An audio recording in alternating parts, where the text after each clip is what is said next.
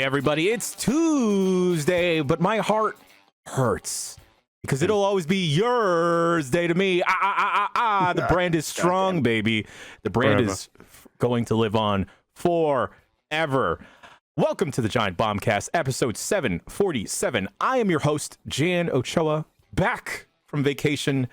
I am kissed by the sun in multiple places, you dirty polygons. Ooh, I see you did the taint sunning we talked about sun a in the couple episodes perineum. ago. Yes, the perineum is well sunned. I did it in a pool, did it on a chair, just sunning the bum. The hotel guests did not like that. As always, God did like it. God loved it. God loved it. This is how I attacked and dethroned God. Literally, as Jeff Buckler would say, a little kiss on the cheek. And as always, I'm joined by the co-pilot on this 747, Jeff Grubb. I'm here. I'm ready to talk about video games. Yeah, you ready to talk about video games? I think so. Yeah. Wow, the soundboard's not working anymore. No? Of course. Did you wiggle another chord, Jan? I'm hitting. Wiggling. I gotta stop wiggling. I wiggle too much. Don't worry, it's fine. Wait. No, now I know what's going on. Huh? There we go. All right, let's do that again. Children. Hello, children. Thank Joined you. by my co-host, as always, co-pilot of the 747, Jeff Grubb. Thank you. It's the Children FMV cheering. children from Tekken. Yeah. It's the FMV children from Tekken. I'm also joined by our own Romeo Santos, your favorito mami, a real Susio boy himself, Tamor Hussein. Give me a who. Can I get sorry. a who? You want to Who? I'm glad to be here. Like you, my heart it bleeds for the brand. But the brand will forever live on in my heart and soul. Yep. I'll never forget it. Before anyone immediately I tunes am. out of the Bombcast, this is just a one episode gimmick, I think. People are so weird about soundboards. Ben Barson. My hands are gifted. Yes. Very pertinent to Tam and I, and as well as other parts of the internet. This is the Bodega Boys soundboard, and just be using it. Okay, put two and two together eventually. There we are. Just Here be I using am. it To this day. in To this memory day. of them. This is going to be really hot. But then, last but certainly not least, the last member of today's Giant Bombcast. Who? We got the female. Who? Yeah, yo. No, not Lucy. A female. Jessica O'Brien. I still work here. O'Brien. It's crazy. With very little object permanence. Hello. I'm Yes. back. How's it going, everybody? I feel like I haven't Oh seen. no! I don't exist anymore. I'm back. She said she is the female. Whoa. Scary for a second there. This is going to be the Jan, worst. I feel like you have to explain more what you guys are talking about. I put two and two together eventually there. I feel like most people probably don't know. And honestly, I don't know if they're really beefing. Are they really beefing? I don't What's want happening to. here? I can't think. I hope it's not actual beefing. I hope it's just I hope it's not beefing. We talking about me or we talking about rap? Not rap. The Bodega Boys, Deets and Miro. Deets Nice, the Kid Miro. You may know them as the Bodega Boys hit podcast, show on Vice, show on Complex, show on. Showtime. Wait for it. Yeah, sure. This isn't alphabetical. This is the worst soundboard in the world. Shouldn't this be alphabetical? Show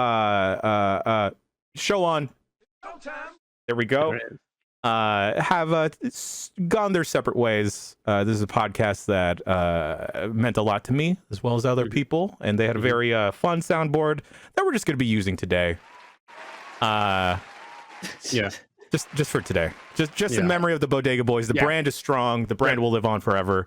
I feel like I lived in the Bronx through them, and I've only stayed there twice. It's important to be like serious for a little while. Like it's hard to understate or overstate, how important they were to bringing a different kind of comedy to the mainstream to a degree. Very rarely will you see culture defined by comedians in a way that isn't a certain type of comedian. And like there's a specific type of comedy that travels, and it's being on stage and, you know, doing crowd work and you know, traditional stand-up routine acts. The Bodega Boys weren't a traditional stand-up routine act. They were a new age kind of comedy that I think a lot of people have emulated. And their comedy came from taking their background, their cultural background, and their background being in the Bronx and kind of propagating that through their comedy. So there are people who have experiences of the Bronx without having been to the Bronx through them. And I'm one of those people. Like, for as long before I ever came to America and lived in America, everything I knew about the Bronx and the culture around it was from them. And that kind of the kind of memes and the way they speak and their jokes, they became part of like regular speech for me. Like I would make references to them the way that most other people did. Like, and I grew up, but like I met people who I can tell they're a Bodega Boys fan from the way they speak. Yes. Like the phrase, hate to see it, love to see it. It's so common these days. Really? That is a Bodega Boys thing. Like I didn't know. Most people would be like, oh no, it's from this thing. But I can, from my experience, the way I use it, hate to see it, comes from the Bodega Boys.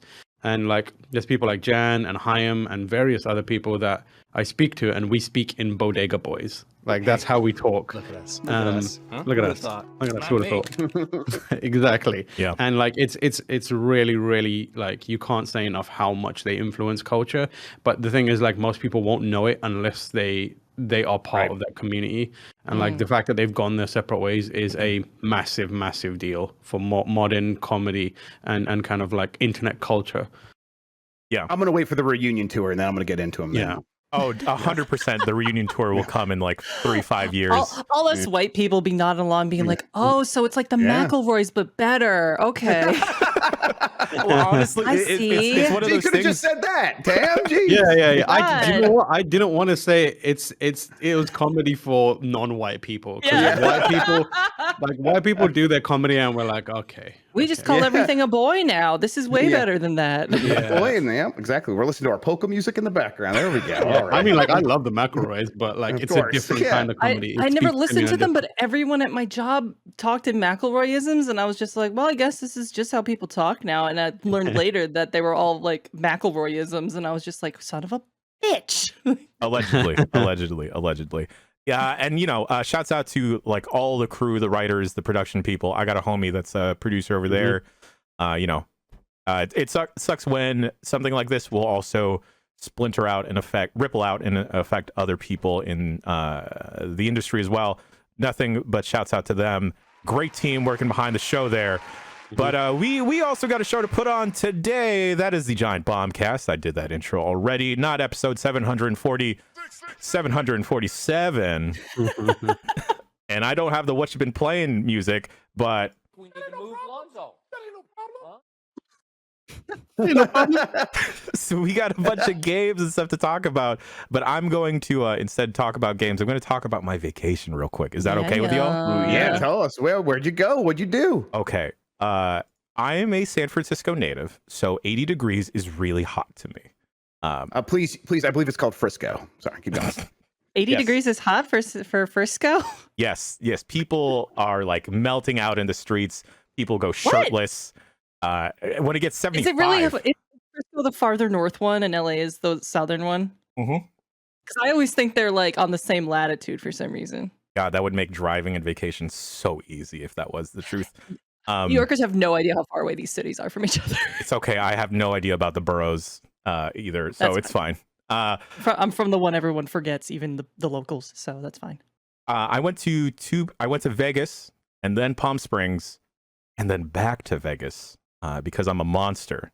And y'all will be glad to know and happy to know your boy chose to not gamble.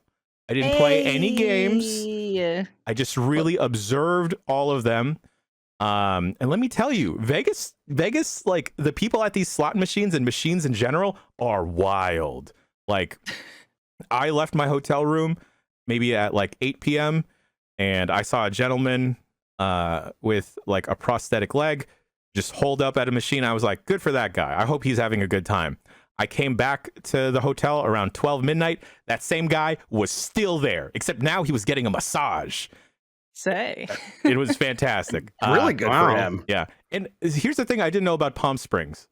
I did not know that Palm Springs had a giant old gay community full of drag queens.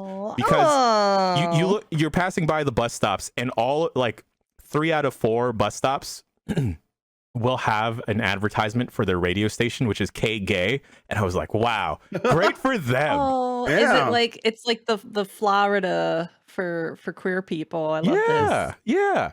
And then so I have a bad habit of licking my lips a lot when I don't have chapstick. And I didn't carry chapstick with me. You say it's a bad of habit. We all think it's a good habit, man. Don't worry. We all think it's a very good habit. And I have a bigger set of lips, so my lips will get chapped very fast. And Bigger set sad. of Yeah, lips. judge of that. hold on, let me. A bigger variant.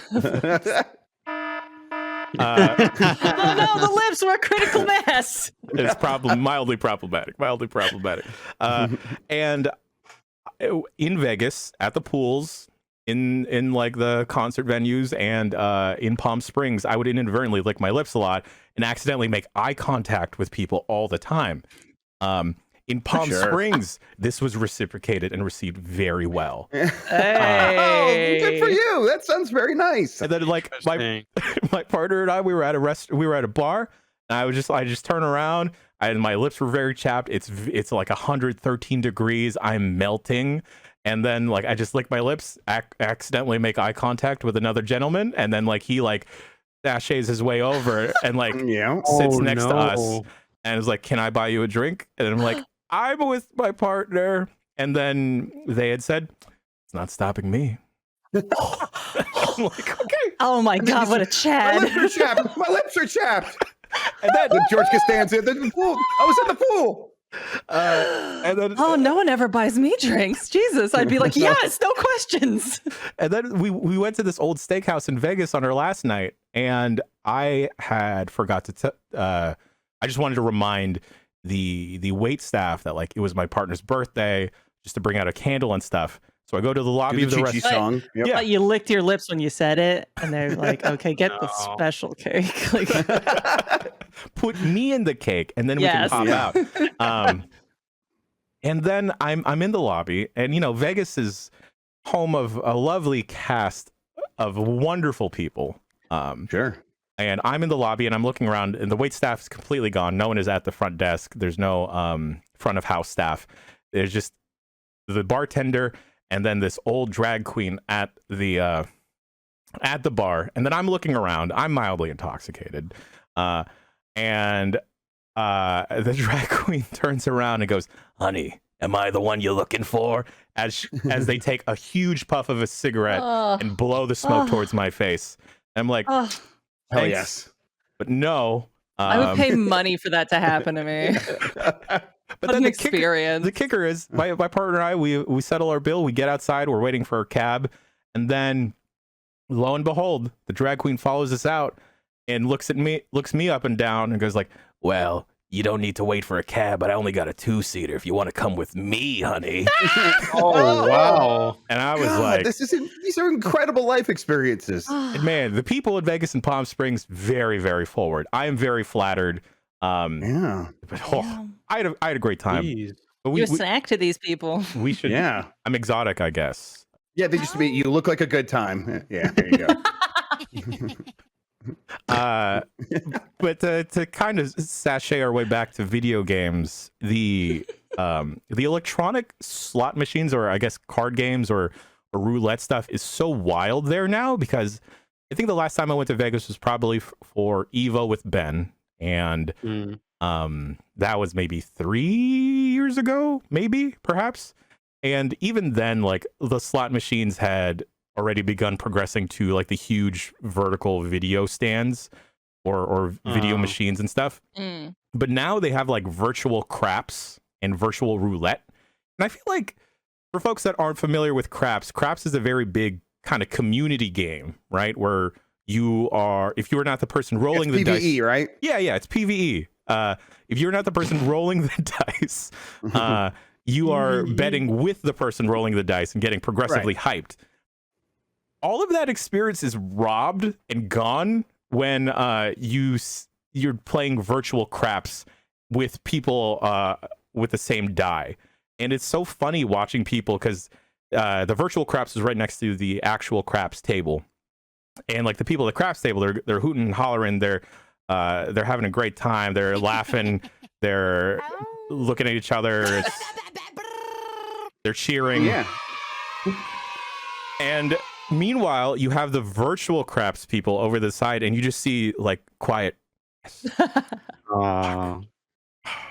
None of them want to celebrate together, so I feel like they should give them a soundboard. They should give them a soundboard. Yeah. Honestly. I'd be like, there should be like a Twitch chat where people are just spamming emojis. That's what it should be. Yeah. Yeah. And then like I eventually you see all these shows in Vegas and shit, and concerts come to Vegas, and I was thinking, what if Las Vegas? I think they need a podcast residency. Yeah. Like they already have an esports arena, and I don't know. 8 shows a week. Let's do it. 8 shows a week. Grubb, you already do 4 shows a week with Game Morning Mess. That's right. Yeah. The Bombcast. Think about Arcade Pit in like a Vegas arena. Don't get me excited. Think about UPF in like. Honey, is this the pit you're looking for? Yeah, showgirls versus the drag queens. Yes, absolutely. Yes. Oh, lovely. Different. Share versus whatever. Who else is in resident? Team Share versus Team Gaga. There you go. There were at least 4 different puppet acts that I had never heard of in my life. Yes. Puppet acts. And then we could put them all against each other. Some of them are probably problematic. Yep. Puppetry of the penis, of course. Yeah. Your Jeff Dunham's on Arcade Pit, Oh boy. Okay. I'm not racist. The puppet is. All of his racist puppets are his right, partner, his teammate. Oh, that would actually be pretty good. God, I hate that fucking guy. That'd actually be funny. But yo, I feel like maybe the heat melted my brain because I think I actually really, really like Vegas now. And you didn't even gamble, Jan. No. Wow. Last story I'll share. Second to last story I'll share. I went and I need everyone to relax here. I went to a Machine Gun Kelly concert. MGK. All right. Avril Lavigne opened up for him, and that was fantastic. Okay. She was great. Okay. That's actually messed up, actually. I think he should be opening up for her, but keep going. And there was a couple in front of my partner and I that were very, let me tell you, everyone at this concert, very interesting people in general. Were they licking their lips, Jen? They were not licking their lips. Okay. But one of the songs that MGK has, I think it's called Bloody Valentine. And then the couple in front of me, he was the most douchebag bro possible.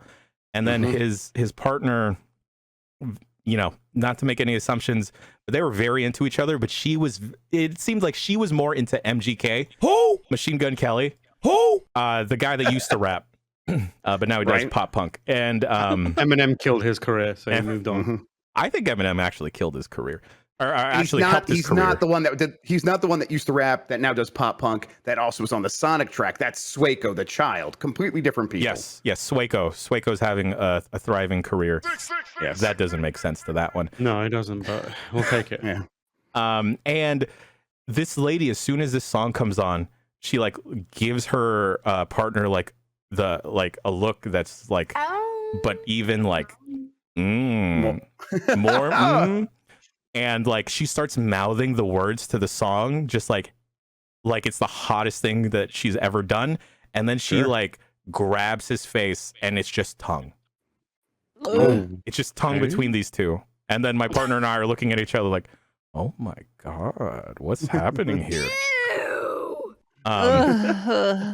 And yeah, it was fantastic. Oh, and the other thing about the MGK concert, my partner and I were in front of these 2 dudes at the merch line because she wanted an Avril Lavigne shirt.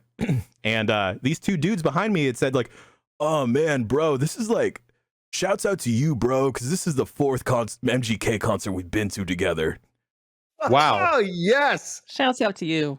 And then they had said like, bro, isn't this one loaded? What do you mean? This is loaded with babes, not like the other shows. Oh my Oh, god! I was hoping they were heavy with together and they were honeys, gonna bro. start sucking face in the line for the merch. Nah, the music didn't hit yet. They didn't mouth the words Right, and like yeah. then start Damn making it. out with each other.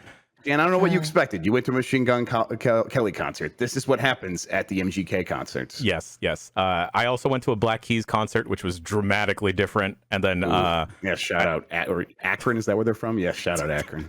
and then I went to an Usher residency show, which was absolutely fantastic. Wow, that man can dance.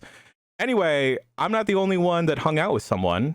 Jeff Grubb, I think someone came over to your house to play some video games. Yeah, and you went to Las Vegas. I brought human Las Vegas to me. Mike Minotti came over to hang out, and I haven't I haven't like hung out with another person in a very long time, like especially not like in a house or anything like that. So that was cool. He came over and we did some streaming and stuff, but we played some games in person, and it was a good time. It was like, oh yeah, like sitting on a couch and playing stuff together could be really fun. We played Mario Strikers, and that's the one I wanted to bring up first because we played 3 games and I destroyed them in each one, or at least I won each one. Like who cares about the score? Really, all that matters is that I won each round. And that game's still doing exactly what I needed to. Where it doesn't have a lot of content, and if you bought it hoping to be able to play it by yourself in some meaningful way, boy, that was a mistake. But having it as like an option to always play online or in person, it's doing exactly what I needed to. Just give me a competitive, fun soccer game that is just so fast you don't have time to think. So I was really happy that was just as good of a time in person.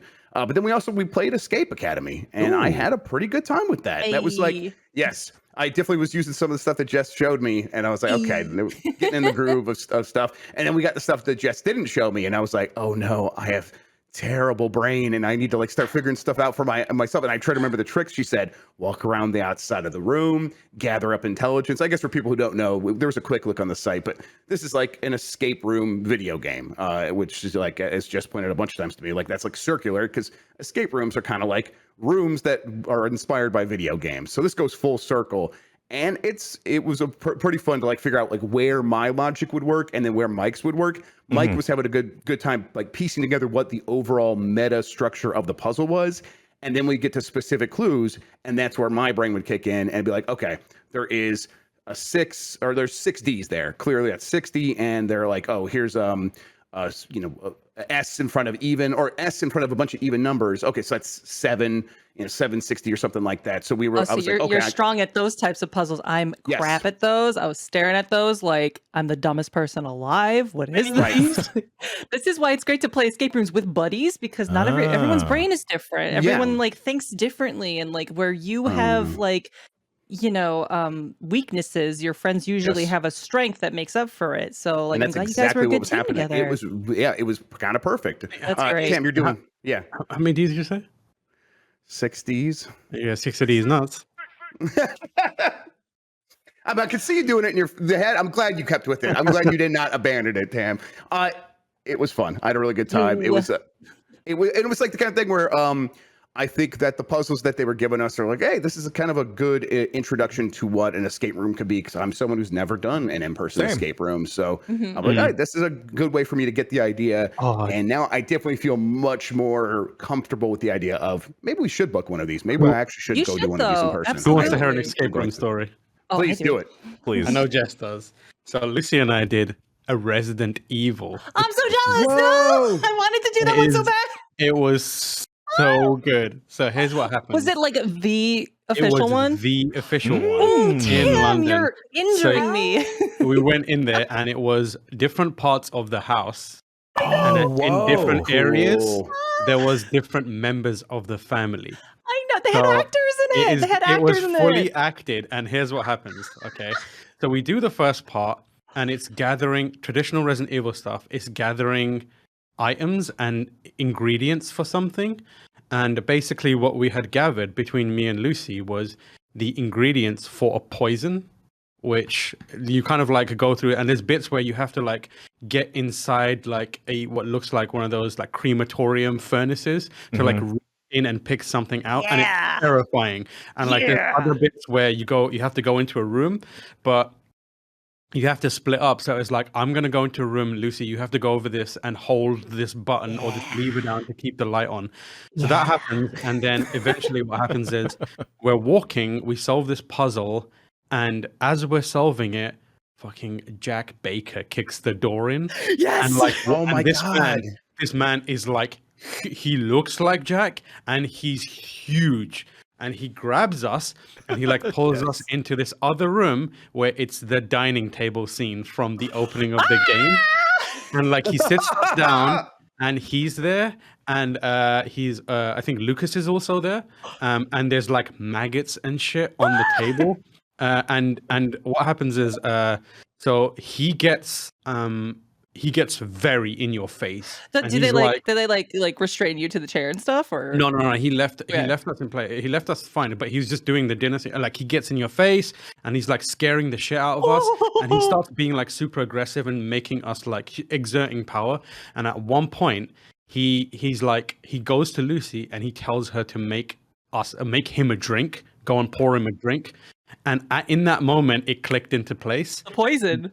As Lucy's, before she's getting up, I slid her the poison. Incredible.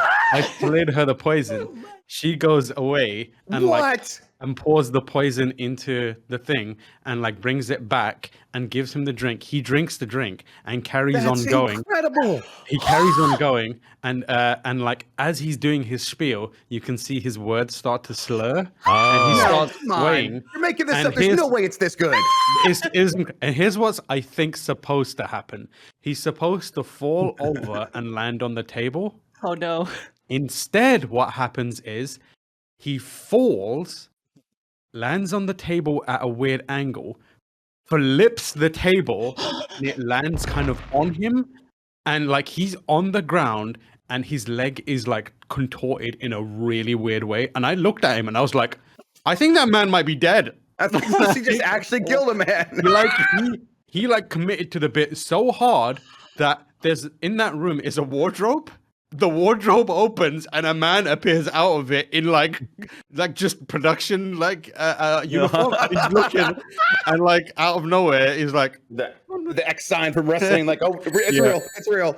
He like we carried on moving and like I think that Jack Baker actor hurt his leg. But like we were like, oh shit. We go into the next room and like it's like an attic area and it's just like full of all these like waist high hiding spots, and we're like, this is weird, this feels like a video game room. And suddenly you can hear Marguerite Baker's voice from the distance and you can hear her walking towards you, and we're like, oh shit. Like I think Lucy jumped in like a basket and like I hid behind the thing, and she comes like walking around looking for what's going on. It was like so fucking good. It was. You're gonna make me cry. I'm It like was like- emotional. For audio hearing listeners, Jess has literally been on the verge of exploding this entire She's been time. fanning her face and everything. This It's the sounds best. fucking perfect. You are never gonna do an escape room as good as this ever again. There's one bit where there's a puzzle, this bit I really love, where there's a puzzle and it involves you like doing a bunch of things, solving a riddle in a safe, and eventually there's like a picture on the wall that you need to inspect really closely. So we went up to it and I'm like solving this puzzle, and I've had a childhood where when I was very young, my cousins thought it was real cool to just show me the heinous horror movies. So I grew up like loving horror movies and just generally not being scared of most situations. Like my fear receptor is totally fucked up. So I'm like walking around this environment, looking around, like trying to solve this puzzle, and Lucy's behind me, like in the meantime being like, are we gonna die? So like there's a moment where you're inspecting this thing on the wall, and like I'm looking at it and Lucy's behind me like this. And what we didn't know is while you're inspecting it, there's actually a really small camera and it takes a photo of you. Like, so at the end we come out and there's this photo that we have. I think Lucy's got it. I know it's somewhere, but it's me like looking at this thing like this. And then Lucy's behind me like literally like this. Oh, I need Lucy to send that so to me. good. That is I the need to see thumbnail. this immediately. It's really cool. Tam, where was Oh this my escape God. room? This was in London. It was put on by one of the PRs over there, Laura Skelly, who is now at Microsoft and works at Xbox. And she put this whole thing together, and it was I don't think I'll do a escape room that good again. It's, No. yeah, It was that was like beyond. escape room and like what like that theater in New York that's like you interact with the actors and stuff. Like, Sleep No More. Oh, Sleep No More and stuff like that. Sleep No More. Yeah. I It sounds wanted to like do a that for combination of all ages. those things. Yeah. Let me see if I can get that picture. I'll message Lucy. Fuck. I mean, like just you have like a high bar for escape rooms, and when you were talking me through Escape Academy, I definitely get the feeling like, yeah, this is going to be fun for solving these puzzles, and it's fun to work together with Mike right here and us have this conversation. We had the thing for notes, and we didn't use it because we were having a good conversation about how to solve this stuff, and that stuff was good. But I could tell the game itself, at least so far, has not ramped up to anything near that level. Obviously, this is like something special what Tam described, but it doesn't even like really attempt that as far as I could tell. They have said that they're going to release more content for this game, though. And they're going to kind of do more, and I'm hoping it that's definitely where had they that. really Like by the end of the game, it kind of felt like, oh, like there's going to be more semesters at the Escape Academy, which is cool. Right. And I do hope it like, I don't know, ramps up. I have some criticisms of their room flow, because I think something that a lot of people don't consider, and this is probably more specific to, well, I mean, video games do this too, actually. You know, when you play a game that's really, really good and the final boss is like kind of like a culmination of everything you've learned. Like this really cool moment where it's like, oh my God, it's all slotting into place. I know all these things. I've been trained for this moment, and it feels good and you feel powerful. And there's this momentum that goes through where it's like, okay, maybe the first 80% will be like a little tricky, a little difficult, but then the last 20 will be like, wow, I'm so fucking OP. I feel good as hell doing this, and I'm so powerful. First of all, I'm talking about Neon White a little bit because that's what I played. I was going to say, that's Neon White. Oh my God, yeah. But Neon White, the ultimate escape room.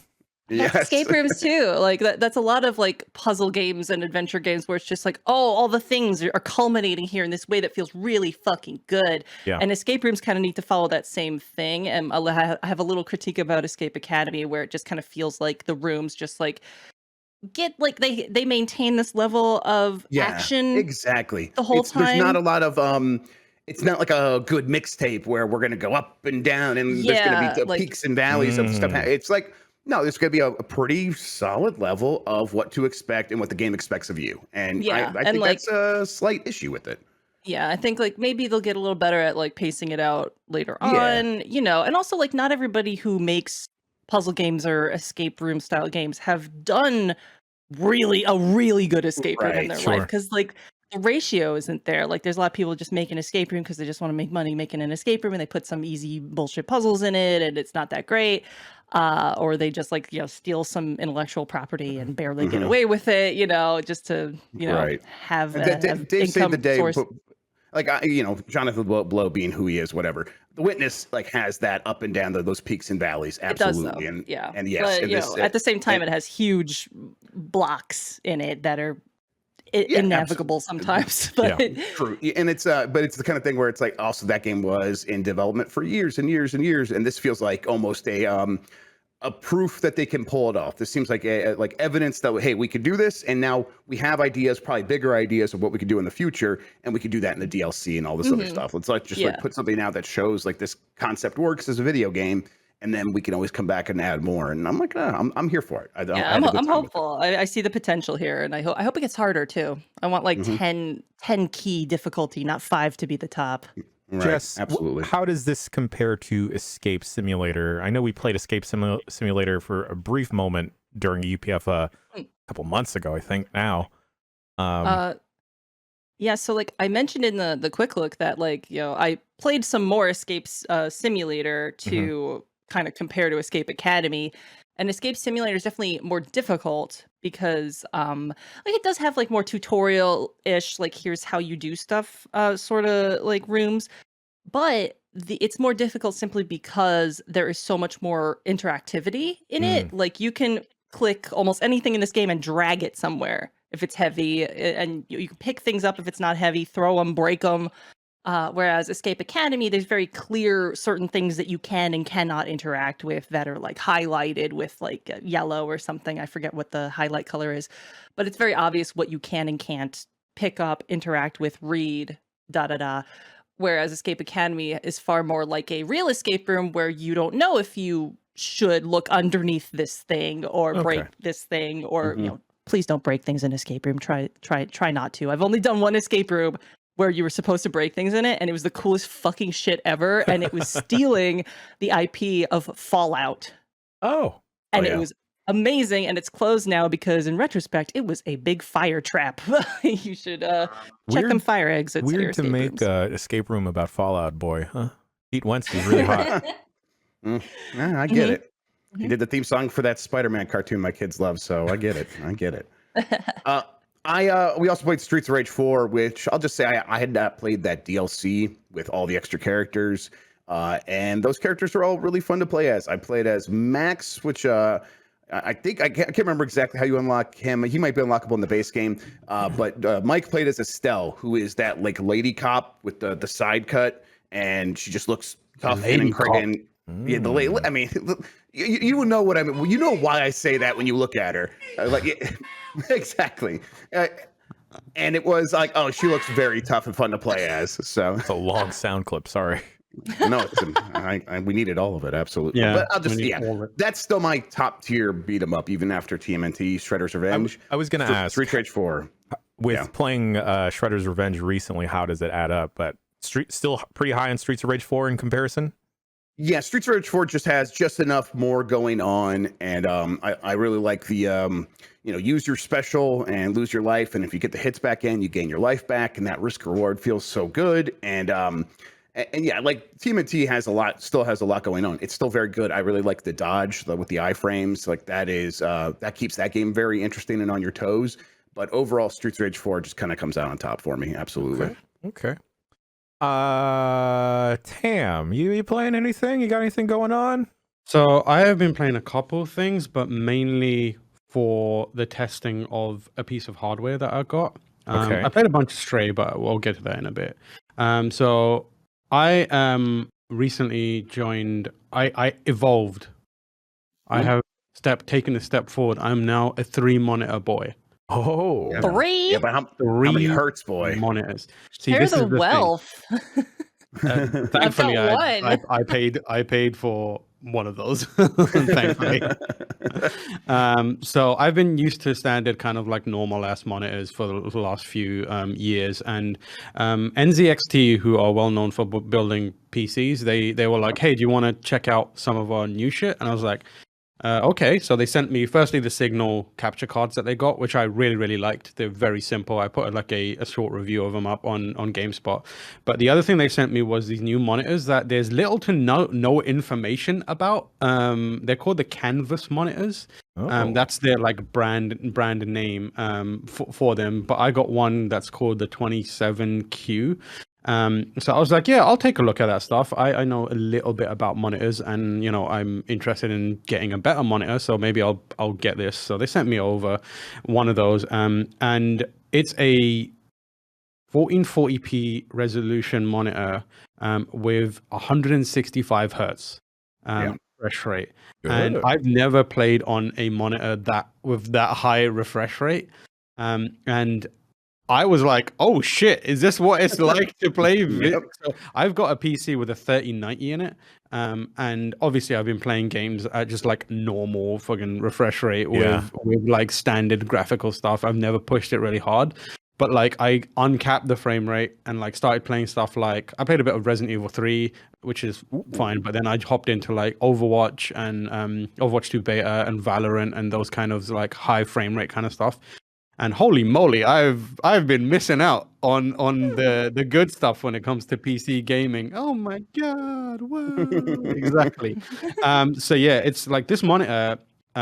It felt so smooth to play these games, like especially Valorant. I was like, oh, I'm actually good at this game when I've got like when I can make. Keeping up with what's going on, and it's showing me everything like at a super high speed, and everything looks crisp and clear and clean. And I've like now I'm addicted to jumping back into Valorant now just because it feels like a completely different game. Same with Overwatch. Like you said, feels. It's probably still pretty hard to notice anything above. Yeah. Like, the difference between 120 frames per second, 165 frames per second, difficult to see, but you probably still feel it if you are anything close to competitive in a first-person shooter. Yeah, right? exactly. And also, I feel it mostly because I'm taking a big step up. Like Yes, my that's right. older monitors, like if I was going from like a 120 hertz monitor to 165, I probably won't get it that much. But this one, it was a big jump for me. So I've been like just delving into like games that I know that can let me uncap a frame rate and will show me the good stuff. But yeah, I try and play pretty competitively with some of the first person, especially like Valorant and stuff and Overwatch. And I definitely had like a performance boost in that kind of stuff because I felt a little more capable. That monitor, I think it retails for something like $360 or something like that, which is fantastic. That's pretty good for It's good a for that. 165 hertz monitor. I looked at other stuff and they were way higher, and I think that it's partially because you pay the kind of like, I don't know, the brand tax for a lot of these monitors, where if it's a Samsung monitor, you got to pay the Samsung tax. NZXT, this is their first monitor. Yeah, They're probably doing the Vizio thing where like our first couple generations are going to be relatively affordable.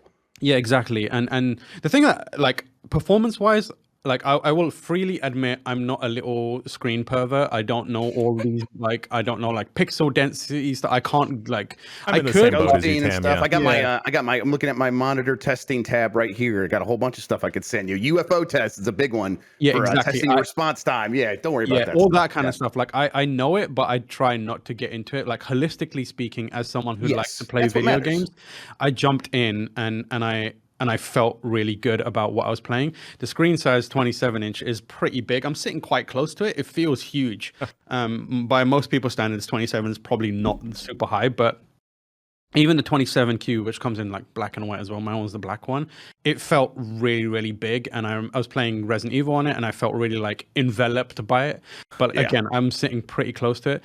This performance stuff is real good, I feel like, as a somewhat of a neophyte, but someone that just likes playing games. You know what I really love about it? It doesn't look like a dirty gamer monitor. It doesn't look like a sweaty gamer monitor. You know what I mean? Is very handsome. Like, I love NZXT stuff. Yeah, it's like super slick. It's got like, it's the black one, like it's hard to see where the bezel is, even though there is a bezel there. Like but the way they've designed it, it just looks nice and clean.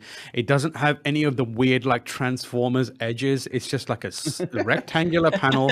There's no logos on it. There's nothing on it.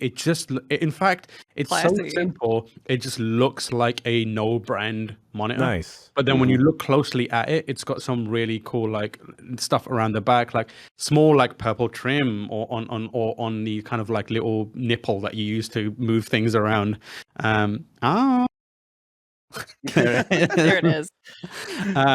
So I just love that it's like super slick, and the perfect thing about it is like the size for me was perfect because I've got my monitors like they're like at an angle on the left and right hand side of my very small closet, so it fit perfectly in between them, if you know what I mean. And like it's such a nice little like slick little device that I jumped in, and you can get like, they sent me a stand for it as well, and the stand's like super simple. It just clips into place. It's got like the proper plastic bits to make sure nothing slips around or you know and also the wires can be hidden away properly. But it's like a really cool first monitor, a really strong first monitor from NZXT. The 32-inch one is only $430. I might actually end up just picking this up.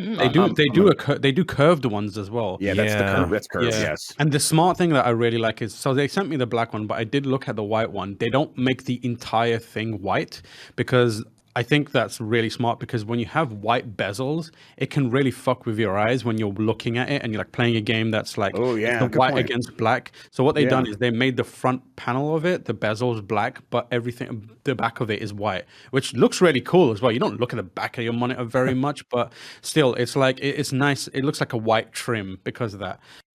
It's like, it feels like the price is kind of like disarming. It's like, you're like, really, this is cheap, is this going to be bad? But no, it's like good. And I've been like I've been doing that thing where you get a new piece of hardware, then you're like, I'm going to install this game and this game do this and this game. So I've been doing a lot of that. The entire recent upgrade. Yeah, exactly. So yeah, the NZXT Canvas 27Q is the one I've got. Like I said, they sent it to me, so it's a free thing that they sent me. But I do recommend it if you're in the market. It's cheap and the performance seems to be really, really good, and it looks really nice.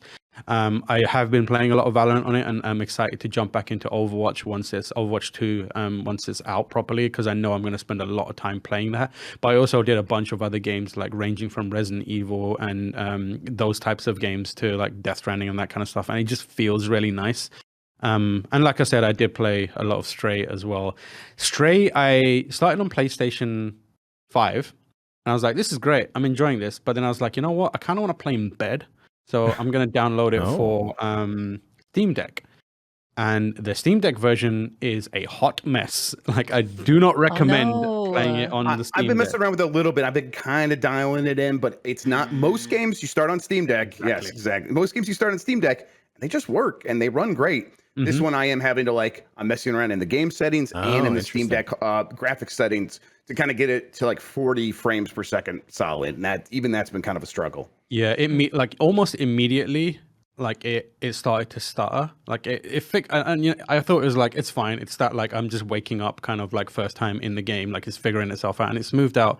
But like just for the first like area where you talk to those 3 other cats and then you get in a little circle and like chill for a bit. When the game came back and it shows you a little almost like a in-engine sequence of the cat laying down and the butterfly lands on it, I was like, oh god, this is looking rough. Like the frame rate dipped, and then as I was walking around, it was like, it didn't look good. You know, sometimes you play a game where you're like, oh, this, when you condense it, it looks okay on this big screen. When you condense it, you're like, oh, this looks kind of nice. It looks really nice, like all the details packed in. It's the opposite for this game. At least on default, like I didn't do anything like that Jeff did, where like mess with the kind of like Steam Deck I display turned on like half rate shading and I turned on FSR and all this other stuff, and that seemed to make some difference. But by default, the version that showed up on my screen, I was like, this is kind of gross looking. Like it's like grimy, jaggy, and some of the like textures look off, and it ran not well. So I don't recommend playing it on Steam Deck. From what I've also heard, not yet. Give it PC time. version, give it time. The PC version itself, the bigger one, is also not particularly good. But the PlayStation version, clean, nice. And nice. I've played like maybe an hour or so of it, and I'm really enjoying it. And I played an hour, but I've made very little progress because I'm obsessed with. I love cats. Cats are amazing. Hell yeah! I was just running around, just jumping on stuff, jumping off stuff, and it's got a really cool, like, they put in a lot of work into doing nice animations. And the reason I love that is because they don't do that thing where it's like you press X and your cat will jump. So it gives it would give your cat very unnatural looking kind of animations to go from standing and stationary to jump. Instead, what they do is the kind of Assassin's Creed style thing where like you run up to a point and then you press X when there's a little prompt. It's context sensitive. Yeah, it's context sensitive. So you jump up, and then if you hold the button and kind of direct the cat, it will chain together the animations to make it look way more natural. Grubb, real quick, Tam, Grubb, have you played Stray at all, other than messing around with the settings? I'm like in the first like 20 minutes. That's it. Yeah, but I mean, I've kind of gotten the idea of what it is at least. All right, so then I think we can say that before we get to Jess's stuff, this is the Game of the Week. Yeah, it's like I'm having a lot of fun. There's that kind of like uncanny valley thing where you're not quite there. Yeah, you're not freaked out by it, but you're kind of entranced by it. And I'm having the cat uncanny valley thing where I'm like looking at this cat moving around. I'm like, that looks really nice. Uncatty Valley. Uncatty Valley, exactly. And like I'm just fascinated with how they brought these cats to life. And the world itself already, I'm like very early. It already seems like really, really cool because you're kind of, and there's an inciting incident at the very start where you're separated from the other cats and you basically discover a new world underneath like the sewer area. And it's like a lot of stuff has happened down there separate from the rest of the cat and human world. And I'm intrigued to kind of delve deeper into that. Nice. But for now, the very basics of it are enough to keep me entertained, where it's just like moving around. There's a button where you hit it and the cat will meow. And I was sitting on my couch playing. I started it up and my cat was like sleeping right next to me, as cats do. And the moment I started it up and the first meow happens, she like perked up and looked at the screen, jumped down and went and sat in front of the TV, just looking up at it. And then she like, I hit the meow button and she would meow back at the. Oh my she was God. having a little conversation with the cat on the. screen, and then like I moved the cat from a distance and like brought her to the foreground and then panned the camera down so it was like really tight up so she could like look at the cat, and she like hopped up onto the TV unit to like put her face up against the cat and like sniffed it, and it was the cutest little thing. I've got like a little video. I put a little video of it on my Twitter, but like you can see her, like you can hear her doing like little meows in response to the other cats. It's so cute. Sweet. I'm glad that we all love cats here. No one here thinks that they're little devils. Yeah, unlike Jeff Bakula. So I think what I've got is for us. What are you looking at, Jan? What are you looking at? What's the problem? I hate cats. Jan, watch the video I put on my Twitter and then tell me you hate cats. Yeah. But what I think I love most about Stray is like I found a new cat toy for my cat Miko. Like she doesn't, you know how people are like, oh, I like to put these cartoons on. My cat loves it. Miko doesn't care about cartoons one bit. She doesn't really care about like toys and stuff very much. But I put that game on and she sits in front of the TV and will watch everything happening, like just completely in trance. So if anything, like 10 out of 10 game for my cat. Like I found a game that I can, I know that like if I want to entertain her now, that's like got a permanent place on my PlayStation 5 hardware already, because I know that if I want to like read a book or something, and I can just like turn that on and, you know, just put it on the screen and she'll sit there captivated by it. So good job to the developers on that one. That's impressive. Like that, they must have done a lot of research in the animation and the sounds and stuff to like get that stuff right. And that's immediately noticeable when I started playing, is like, oh, this cat is walking up and approaching this other cat here in this intro part of the game in a way that looks very natural. Looks a lot like I've seen cats behave when I observe them or whatever. And like especially when like one cat was like doing the rub up against the other one. It's like, oh yeah, that's exactly what that looks like. And it's exactly. It's a very there's someone in the chat that says Tam naming his cat in Japanese is very Tam thing. I didn't name her Neko. I named her Miko. Yeah, my cat's actually name is Nico, which is kind of like Miko. Nico. Yep. Miko is short for Mikolash, the Bloodborne character. Yeah, his name is I named her that because Jefferson Grubb. Yeah, I named Miko short for Mikolash because when you walk towards her, she runs away from you to hide, and that's exactly what Mikolash does in that game. So incredible.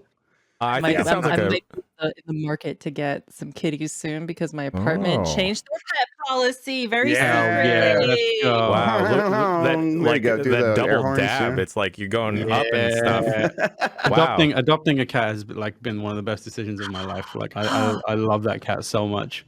I had cats like in a previous relationship and I lost them in the divorce. But I miss them, and there were two of them, and it's been like like a long time with no cats, and I've been thirsting for these cats. I'm hungry for cats. Hungry for catties. Yeah, when I left London, I left my two cats behind. Both of them called Kiki, Kiki-san and Kiki-chan, and like sadly one of them passed away. Kiki-san passed away. I know. I saw. Yeah, and I couldn't go and see her.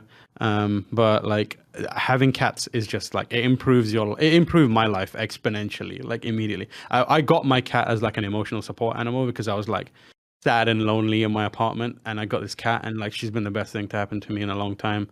I need enrichment in my enclosure. I know what you're saying. Yes. Jess, are you gonna play this game?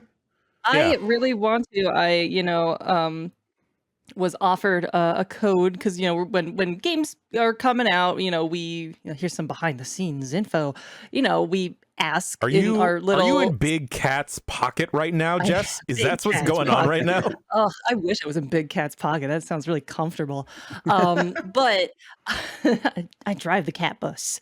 But like, we have a Slack or whatever, and we say like, hey, we've got codes for this game. Who wants to do it? And like, we'll tag people that we think like, oh, this is up their alley or whatever. And I got tagged for Escape Academy. Allie. I got tagged for Escape Academy. Like, hey, Jess, you should play this because your history with escape rooms. And I also got tagged obviously for Stray because I'm such a big simp for cats. But I was like, I'm too busy right now. So watch my video essay that just came out because that's what I was doing instead of playing Stray. Yes. I did it for you. It's on video of the week. Plus. Yeah, video of the week. Stanley Parable broke my brain. It's on PS Plus, so you at least get a chance to check that out if you have PS Nice. Plus. So Okay. there you go. All right. Yep. Cool. Jessica, you're going to be out for the rest of the week, and you've been putting in a poop ton of work on your hot takeouts. Everyone, don't stop watching this right now. As soon as this ends, go watch that because, as always, fantastic job. Thank you. It was, I don't know why I plotzed about this one for a bit. I got depressed for a couple weeks in a row there. Politics bummed me the fuck out. And it was hard to work on a big project, but it's out. It's cool. People are down with it. So that's all I ask is that people are down with the sickness and the clown. Yes. So The two things to be down with. Right. Yep. But just it's out of my hair though. What else have you been occupying your time with games-wise? Yesterday I was finally able to play a damn video game. And I was like, wow, these things, they're great. But yeah, I finished Neon White, like I said. Oh, baby, it was so good. Oh, my God. Oh, so, Grubb, you've not yet finished Neon White. Yeah, I Grubb's couldn't on the help first but world. notice. I couldn't help but notice a name was clearly missing from a lot of the leaderboards as I was going on. Couldn't help but notice. I'm the only person beating Dan's times right now, and it feels weird, you know. I specifically did a stream yesterday, to be like, all right, Jeff, you need to just kind of play through it. I played 3 entire levels because I was just trying to get the dev times and trying to beat friggin' Barrett Courtney, who decided now he's got to target me, and he beat all my times. So I had to go in there and beat his times, and they were hard.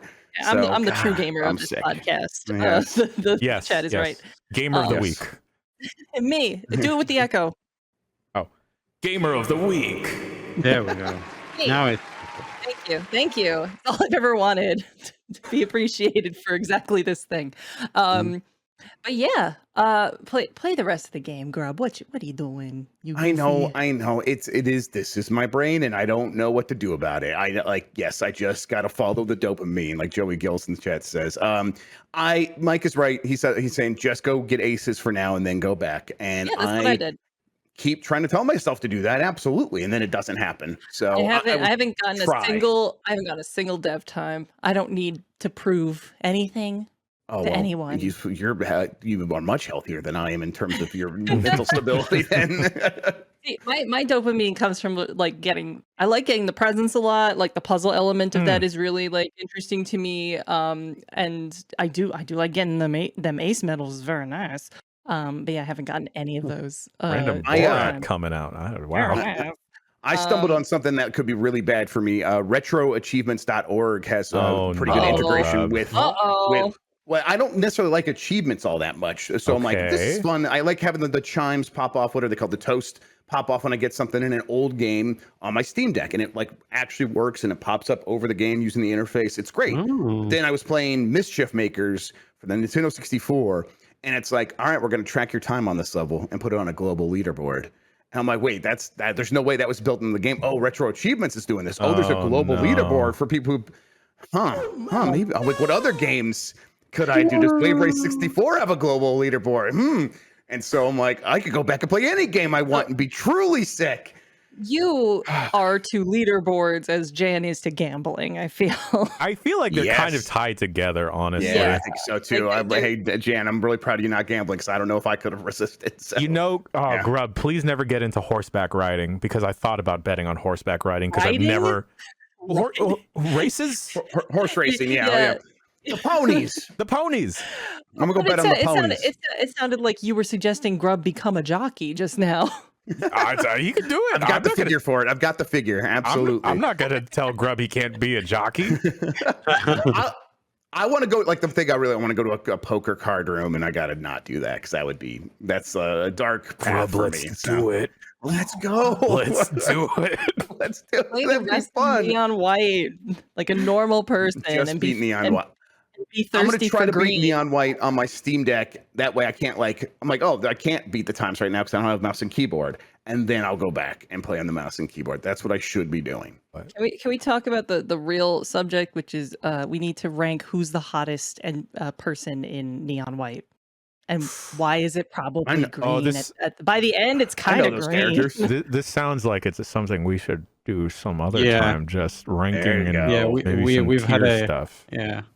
Mm-hmm. Yeah, Team streams. Everyone's hot in this game. We can rank them with some Pixar people. Ooh. Stop giving away our content ideas. Put them on the same chart too. Like which Pixar mom is hotter than the characters from? Yes, None of them. Oh, that was the wrong one. That's still going. Oh wow, jeez. It's still going. Yeah, wow. This is just forever now. It's okay. I'm gonna mute. Okay, there we go.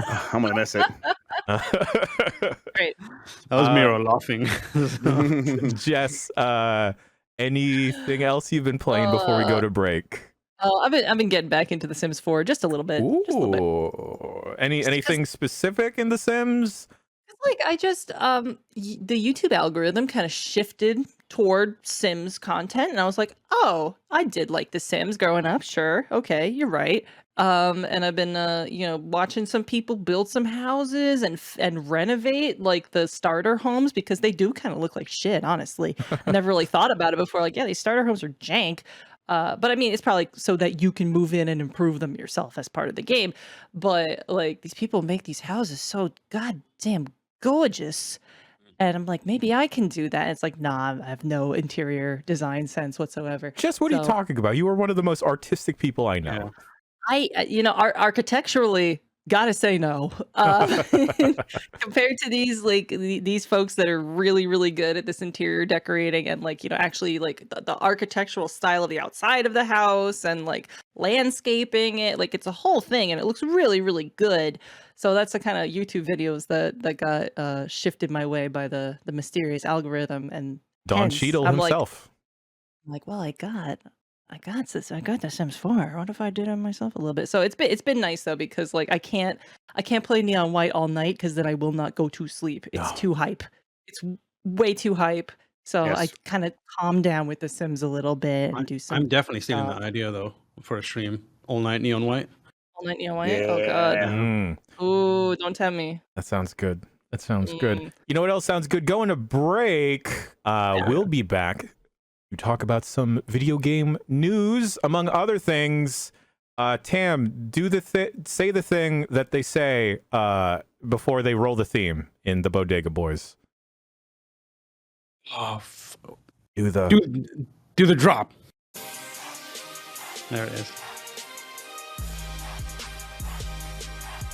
Oh. Hey, I don't know if we can use this. We're doing it anyway.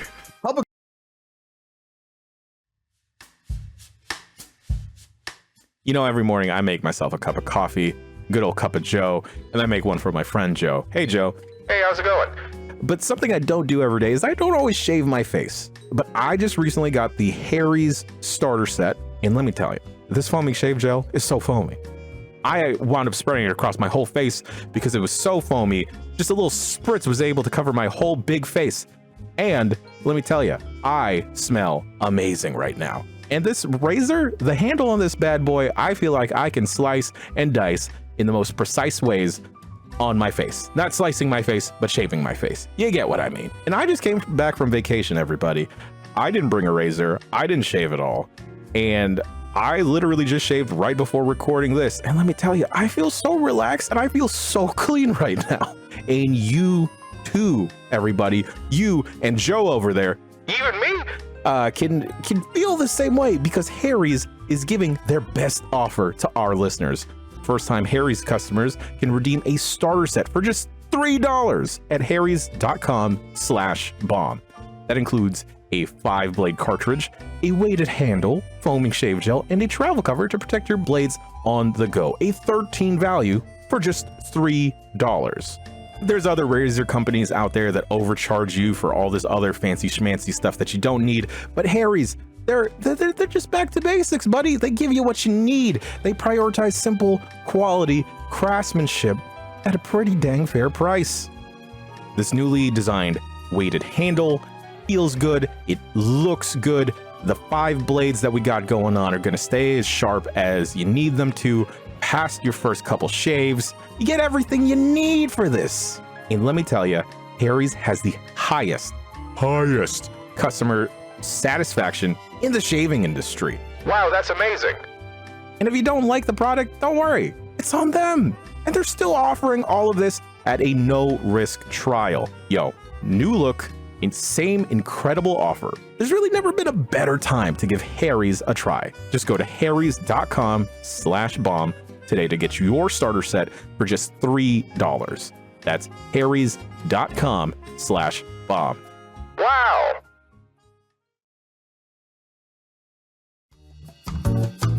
Hey, you.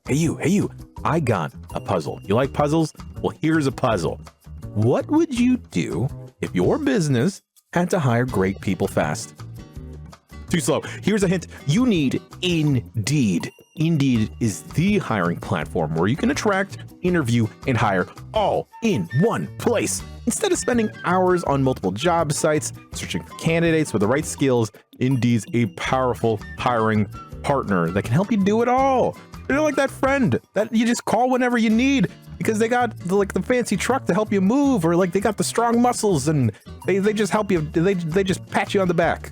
Because Indeed also can help you find great talent faster through time-saving tools like Indeed Instant Match, assessments, and virtual interviews. Yo, with Instant Match, over 80% of employers get quality candidates whose resume on Indeed matches their job description the moment they sponsor a job according to Indeed Data US. No other job site takes care of you like Indeed. Because with Indeed, you only have to pay if an applicant meets your must-have requirements. No need to waste time, waste resources on folks that don't meet your standards.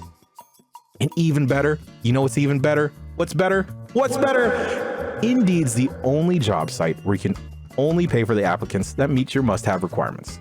Indeed is an unbelievable, powerful hiring partner, delivering 4 times more hires than all other job sites combined, according to Talent Nest 2019. You can join more than 3 million businesses worldwide that use Indeed to hire great talent fast. And Indeed's doing something no other job site has done. Now with Indeed, businesses only pay for quality applications matching the sponsored job description. Visit Indeed.com/bomb to start hiring now. Just go to Indeed.com/bomb. Indeed.com/bomb. Terms and conditions apply. Need to hire? You need Indeed. Indeed.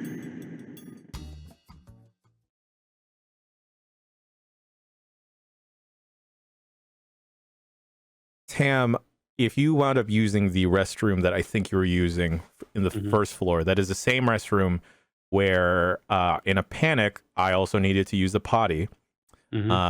And someone did not lock the door. So I had busted in on them doing the business, going number 2. And they were in a panic.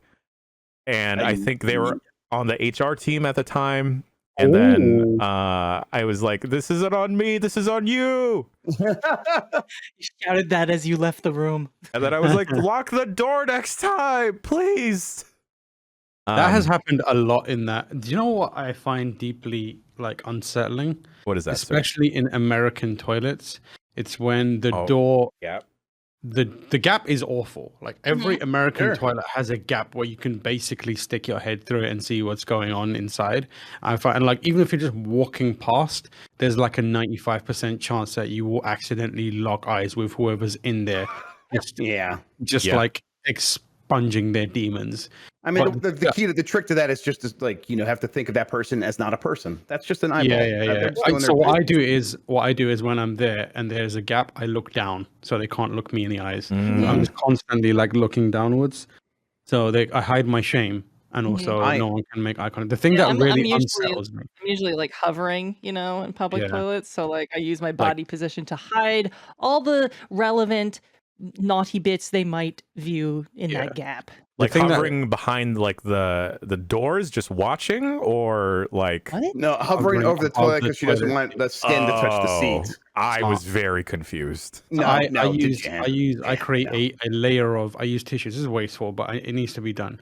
I create a layer between my butt and the toilet seat by laying down lining tissue. Everyone does that if they don't feel like hovering. The thing that unsettles me about toilets, especially in America, but everywhere, is when the door is very far away from the actual toilet. Yeah, it's scary. Like it's It scary. can't I stop don't it like from that. You opening. can't stop it. You can't like put your foot in front of Right. it.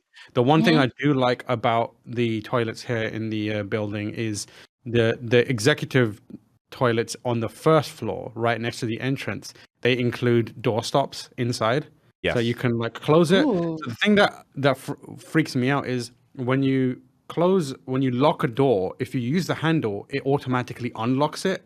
Sure, and yeah. Lots So of like, anxiety I'm there. always concerned that you can't on the check other it. side, yeah, how do you check it? Like, how do you Right. check it? There's no way to do it. So I use the doorstop. So I put that in. So if someone manages to open it, they can't open it. I went right. to a drive-in movie theater in Kentucky somewhere while I was visiting friends. And Somewhere in Kentucky, my favorite city. near Louisville. But excellent experience. I loved it. Never been to a real drive-through before, etc. The bathrooms, however, were a unique nightmare. Like I literally have recurring nightmares about very strange, fucked up toilets. I do not know what my mental problem is. It's really stupid. But this is one of those toilets that is so weird that it's like, I'm dreaming. This is a fake toilet. There's no way anybody would build it this way or function in this way, and everybody's okay using it. It makes no sense. So I walk into this bathroom, and it looks basically like one of those, like, those big blocky concrete buildings and all that stuff. You go in, and instead of normal stalls, how tall would you say a normal stall door is? I'm 6 feet, and they go a few inches above my head, so I would say about 7 feet, somewhere between 6 and 7 feet tall. Like one bed pack. Yeah, this was like 4.5 feet tall. Oh God. I'm not fucking exaggerating. It did not. You could stand, and your whole torso would just be in view behind the door. Oh Yeah. At a certain point, you just have to give up. You have to just give up, like, because I worked as a courier and a delivery driver, and so I'd always have to, while I was working, pretty much just use public toilets, and I just stopped caring. I just got to do my business. I put on my headphones, I pretend I'm in a different place, and I just go. Now, the one time it was still an issue, which is I'm pretty sure I was being perved on, is the maintenance guy decided, well, it's the middle of the day at lunchtime. People probably use the toilet. Better use now to change the light bulbs. And so I'm going to get a ladder, and I'm going to put it right next to the stall, and I'm going to climb up it, and I'm going to change the light bulb, and then I'm going to look down right there at Jeff Grubb, who's just taking a poopy. And there he is, and I'm just going to...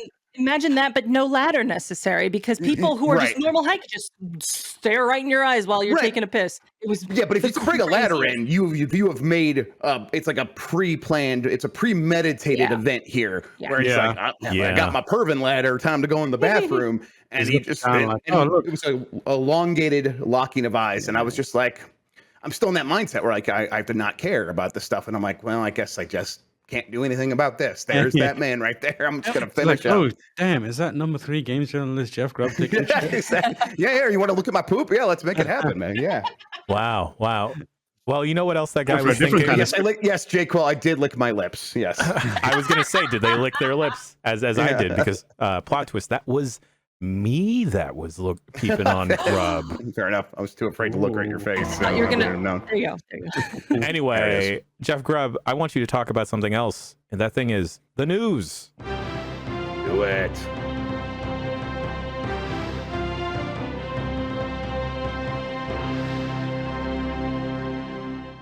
I've got a bunch of news here. Let's get right into it.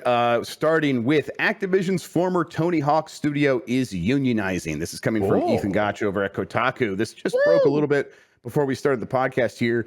QA, quality assurance, at the studio formerly known as Vicarious Visions, are the latest to organize. This is Blizzard Albany, which is what it's known as now. They were previously known as Vicarious Visions. Is the latest Activision studio to launch a unionization effort. Roughly 20 quality assurance staff at the office, which remastered Diablo 2 last year, have called on the publisher to voluntarily recognize the union, calling it a seat at the table for negotiating our futures. We, the QA testers of Blizzard Albany, are committed to fostering an open, diverse, and equitable workplace, the union called Game Workers Alliance Albany announced on Twitter today. We demand an environment where our skills, ideals, and democratic decisions are valued and respected. So, it's spreading. We already had this happen at Raven, at Activision. Now another Activision studio is going for it. It still seems like it's the QA team. But how long before the people working, in the art department start saying, hey, like the QA team can do this, and look at how it's benefiting them. What could we do? 100%. Keep spreading, right? Outside of the gaming industry too, there's been like a renaissance Absolutely. of unionization. Starbucks, medieval times in Lyndhurst, New Jersey, holla at the sexy knights on their horses. That rules. Yeah, you know what makes them sexier is that they're unionized. Oh Exactly. yeah.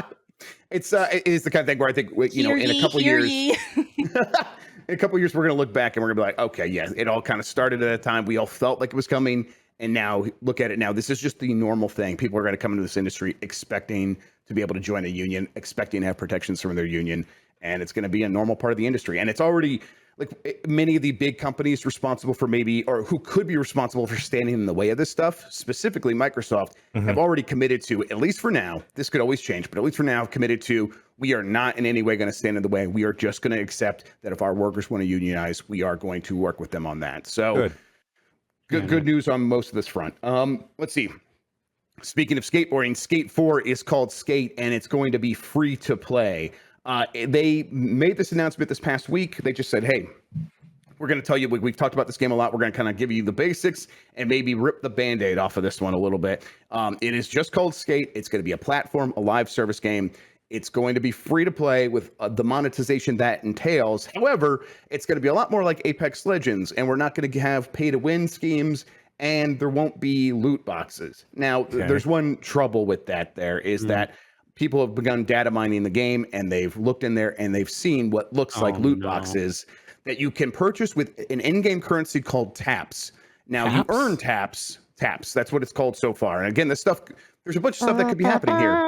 It could be the music that you play when it's time to go to bed at camp, or it could be like what you earn while grinding or whatever in the game, and it's just earnable by skating the game. And then therefore it's like, oh, you can't actually purchase this, or maybe you can purchase this, or maybe, and this is still possible, this is something they tested. It was just in the game. Data miners found it, and they decided against it. I think, all those situations are likely. I don't believe that that EA or the studios come out to address this data mining thing so far. But either way, like, people have a lot of skepticism about Skate going free to play. Where are you all with that overall? Like, Jan, what do you think? I mean, you and I have had this conversation a couple times now, Grubb, about when a game goes free to play, it can really boost the player base. Yes. Like Fall Guys. I haven't checked up on it recently, but I don't know if they've been able 50 to million sustain. players. 50 million players. All right. Well, there you go. Yep. And then especially with something that folks have been clamoring for, like Skate. And other than the Tony Hawk Pro Skater 1 and 2, I feel like the video game skating community has been clamoring for something. And with how much in these early trailers of the developmental footage that they've been showing, how much they're really hammering home, like, yo, you can skate with your friends. You're going to be skating with a bunch of people. Yeah. I think it is going to be an easy sell to tell the homies to pick up, especially because it's free, or it's going to be free to play. I think the part that does scare me is with anything going free to play, there's most likely going to be an obscene amount of things that you can buy. And, a lot of these things from the language so far seems like you don't have to partake into them, but I don't know how they're going to maybe gate progress, if there is any type of progress or any other functionality in the game. Like, I could see them putting behind a paywall of like, yo, you can't get the fisheye lens, or you can't compete in these modes unless you pay the skate pass or whatever, or the battle pass equivalent. And they've mentioned explicitly that they wouldn't have like maps and stuff and modes behind a paywall. So, and then they said it's mostly going to be cosmetic items. Okay. But, that doesn't mean that, again, we're just not sure until we see. This game's still probably more than a year away from launching. So who knows what changes between now and then. But, people who were asking for the Skate game are now saying, well, I just want to give you $60 and get a Skate game. I don't think that was ever really on the table here. It always seemed like the way to make this happen is to make it a live service game. I guess that deal with the devil, like, Jess, is that something like if it was a game that you really wanted? I mean, like Silent Hill wouldn't necessarily make sense as a free to play game, and obviously that does sound like an actual I'd like deal to with see the him devil. try. Wouldn't that be? Like if be you a do thrill. like a similar sort of like genre, it's like, okay, I guess it could make sense as a free to play game. I'm okay with them trying if it means I get another one of these. Yeah, free to play is something that like so we're in a situation here in this capitalistic society or whatever you want to call it, where investors and stuff need infinite growth and infinite Yes. payouts forever. And if games just cost $60, that's just $60. And we've gotten to this point where gamers don't even want to pay $60 for things that cost an exorbitant amount of money to make with an exorbitantly huge team building it and all that stuff, and we don't want to pay more money for it. So this is kind of the bed, unfortunately, we've made for ourselves. It's not our fault or anything, but uh this is just the way things be going. Yes, it is. And it's an unfortunate consequence of a lot of different things occurring. And it's just like, I understand, unfortunately, why free to play and loot boxes and like, gambling type gotcha games and stuff like Oh, that, sorry. why those are like, so huge and happening so often. And it's because you've got investors saying like, where's the eternal money? We need eternal money from this thing, or else I mean, why even are beyond we investors, doing right? it? Like a development studio can look around and be like, if we have eternal money, we can plan for the future. It's not Yeah. this boom and bust cycle of, okay, Yeah. when we put out a game, we have to rely on pre-orders and big sales in that first weekend. And then maybe if we update the game a couple times, it'll continue to sell. Or maybe it'll be one of these, like you said, most people don't want to pay $60. There's this huge gap between the handful of games that people are willing to pay $70, $60 for, and then everything else. And there's this chasm in between. And free-to-play games have been slowly filling that chasm over the last few years. Yeah. And it's like, and so it's like it's just kind of the natural way things are going. And Yeah, it's a complicated problem, but it's also a dead simple, like it's clear why this is happening, Yeah. yep, absolutely. It's Uh, weird because sometimes I feel like whenever I hear the term free to play for a game, it kind of leaves a weird taste in my mouth, similar to how phone games Yeah. were when they were first popping out. And That's definitely happening here. That's Yeah. definitely a big part of the response here. and then like phone games now are completely legible whole ass games. Like I've had fantastic experiences playing mobile games in the past couple years, and with some free to play stuff, I've had like full on 20-30 hour fantastic whole experiences like Genshin Impact. I did not spend a single dime. I wound up lucking out and getting like good rolls on characters. Did as much of the main campaign as was possible at the time, and I didn't spend a single dollar on that bad boy. But then crazy. you get the other side of that, where you see people spending way too much money into gacha style games or other free to play stuff. And you also see people saying like, not to call out somebody in the chat, but somebody said like FF7 Remake is one of the few games it's one of the games that's totally worth $70.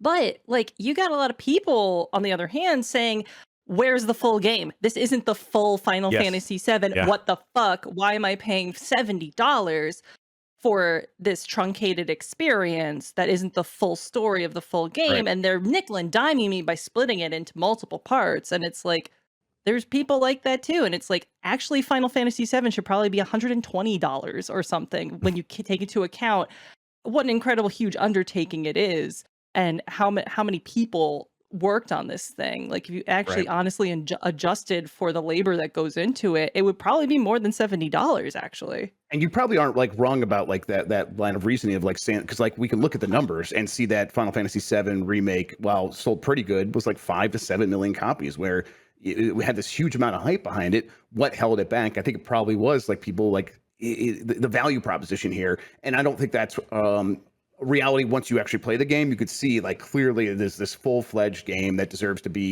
all the praise it got. But when you are looking at it on the store shelves and making that judgment for yourself, it's one of those things you could talk yourself into and saying, is this the real thing? Is this really worth all this money? Now, yeah, and like I understand people, of course, like $70 is a lot of money to a lot of people. Oh, yeah. But like at the same time, you'll see people drop $70 no problem on things that are not as long of an experience as a video game is. Like, if you see like, I don't know about you guys, but it's $20 to see a movie out here or so. It depends. And it's like, okay, like $20 for a 2-hour movie. How come people balk at $20 for a 6-hour game? Yeah. Like, And a lot of these things, like games, are appealing to a larger audience than ever, so they could sell more copies, and but they're also getting more expensive. There's a lot of pressures here. Really, this comes down to many companies see like the risk adverse, and putting out a skate game that is $60 puts a hard cap on it. And when they look at the risk, maybe the risk is only a level 3 of risk, but it's like, well, we can only make a level 3 of profit if it's $60. It's level 3 risk, but we can potentially make level 10 profit or unlimited profit. It's the decision most business makers would make in that position. I think that's just what's happening here. Yeah, the same. Sorry, real quick. Please go ahead. Like the same argument popped up when Metroid Dread came out last year, where it's Absolutely. like a lot of people are only going to play through this once. It might be a 2D game. It's a 2D game, single player. It's 9-10 hours at most. At most, yeah. And at most. But for what I got, and I'm not someone that's going to chase times or try and complete the whole map or everything, I think I gained like a lot of satisfaction from that it felt like it warranted $60. So it's the whole debate of how much you're spending versus how much time you are investing is still up in the air for me personally. Because like even with phone games, I've like spent $1 and had an immense amount of enjoyment. So I guess sometimes what I'm trying to say is like you can't. It feels odd to gauge what something is worth with how much it costs sometimes. Absolutely. And I'm I always find that very strange and silly because, going back to the movie argument, it's like, if we're going by time, like this is not something that is really 1-to-1 here, if that's all you're measuring by. And if you're going by entertainment, I would say that most games have replayability factors. They're interactive. It's definitely on a different level of craftsmanship than a movie, not necessarily better or worse, but they're made by probably more people make a single game than make a single movie, depending on how you break down, like, how many, various people are on like the legal team or something like that. But, it's a really weird thing that's just always been stuck in my craw to be like, oh, $1 1 hour or something. Like I had an acquaintance that said that if they're watching a movie, it has to cost at least $1 million per minute for it to be a good movie. Like, what an insane opinion. The only time I ever think about that is like when I'm like about to watch a movie and then someone wants to interrupt it. I'm like, this movie spent $2.5 million per minute to entertain me. Are you going to bring that sort of value to this conversation right now? So I don't weird. think so. And it discounts like every movie that costs very little to make that's really good. Like, but it's like, I think the overarching point here is that everyone values their time and their money in the system that we are in different and very unique ways. And we're all kind of blameless in how we do that because we have been ingrained with these pressures from birth of like, you need to make your time count. You need to make time is money and all this stuff. And it's like, that is the system that we are under. So when someone goes to a game and they're like, oh, this is it's only this long and it's not worth $70 to me, they are almost blameless in coming to that decision because that is the system having an effect on them. And so when we talk about like, when people are like, you're not paying enough for games. We don't really mean that you are not paying enough for games. It just means that we understand that people think this way, and therefore there is a result. There's an equal and opposite reaction to that, and then that means the company's like, well, how can we convince you to be more engaged with this stuff more, and convince you to spend money in different ways, and then voila, we end up with free to play games that try to get you engaged and try to get their hooks into you. And absolutely, it's a product of the system. All right, let's see. Final Fantasy 16 has ditched its turn-based combat to appeal to younger generations, the producer says. I'm going to read quite a bit of this because it's from, I'm sorry, Naoki Yoshida, producer, who everyone's favorite Final Fantasy producer, Final Fantasy 14, Special Boy. And the way he speaks about this stuff, I'm like, man, I wish every producer on every game I played was this thoughtful. He says, I'm from a generation that grew up with command and turn-based RPGs. I think I understand how interesting and immersive it can be. On the other hand, for the past decade or so, I've seen quite a number of opinions saying I don't understand the attraction of selecting commands in video games. This opinion is only increasing, particularly with younger audiences who do not typically play RPGs. For several console generations now, all characters' expressions can be done in real time. Actions such as press the trigger and your character will shoot a gun, and press the button and your character will swing their sword, can now be easily expressed without going through a command system. It's now common for gamers younger than me to love such games. As a result, it seems that it does not make sense to go through a command prompt such as battle to make a decision during battle. This is not an argument of what is good and bad, but there is a difference based on the player's preferences and age. Furthermore, there is a big difference between a command system and a turn-based system, and these are often conflated, but are two different concepts. He added, RPGs originated with tabletop RPGs, and I think that gaming RPGs were invented by replacing the tabletop discussions with commands in video games. As I said, I believe I know the fun of command system RPGs, and I want to continue developing them, but I thought about the expected sales of Final Fantasy 16 and the impact that we have to deliver. Talk about the pressures of the system, right? Getting shaping the way games get made. Yeah. This seems like another example of that, right? Where 100%. Final Fantasy 7 remake is had like this the real time battle system. Yeah, but it's like it felt like it came from a lineage of active time battle. Maybe that affected things, and like, we need to keep going on the action route to make sure people know that these are action games. I get it. I like turn-based command style gameplay. I don't really see much of a difference between the abstraction of a command prompt and the abstraction of pressing a button, because that's not actually pulling a trigger. No. Like, that's not pulling a trigger. That's pressing a button, and now the person on screen is doing something corresponding to that. It's like that's also a layer of abstraction. But whatever, I get that people have erased that layer of abstraction in their minds for the most part, and so it's easier for them to feel immersed in those circumstances.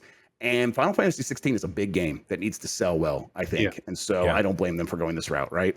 Totally. God, you just reminded me of the ATB system in 7 Remake Grubb, because that was absolutely amazing. Because yes, it's really good, right? There's so many moments in that game where stuff can quickly get overwhelming, especially since you have proper control over your 3 party members, and being able to just not necessarily pause the time, but slow it down and survey the action was absolutely fantastic. I've watched a couple of lore videos on Final Fantasy games over the past couple of weeks in my downtime, and this divide is totally present, where there are a lot of folks that really love something like Stranger of Paradise because of how action heavy it is and the action moments of Final Fantasy 7, that when they talk about a game like Original 7 or even 10 is celebrating its 21st anniversary today, by the way. Holy God, that was so long ago. Oh my God. Happy birthday. Happy birthday, Titus. Oh, that's the one with Titus. Okay. Yeah. I mix them all up. I'm sorry. It's okay. They talk about the turn-based games like it is an old man's world. Like this is something so archaic. But it's weird because you see turn-based games like Pokemon still staying with that system and just adapting in other ways, like with Legends Arceus this year, of opening up the traversal and stuff. Right, like Final Fantasy's the path is the mainline ones are going to have to change because we are looking for sales. Pokemon is not looking for sales, but they're like, maybe we can expand to a new audience by making a new line that has this real time battle. I want to say like Tam.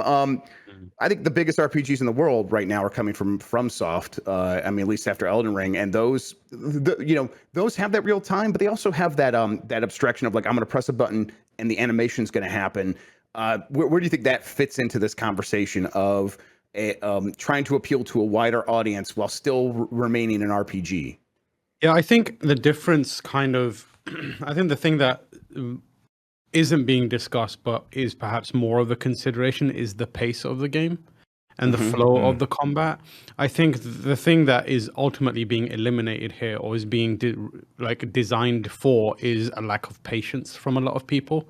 Right. Turn-based games, in the traditional sense, they require a layer of patience and strategy that is like a slower paced game, right? It's a methodical kind of thought out thing. It's a chess game to a degree. It's a board game, whatever it may be. And I feel like that is what these kind of pushes towards more active action focused games is kind of actually a solution for. It's the lack of ability to kind of take a step, like go slow. And that is something that's important to the From Software games as well.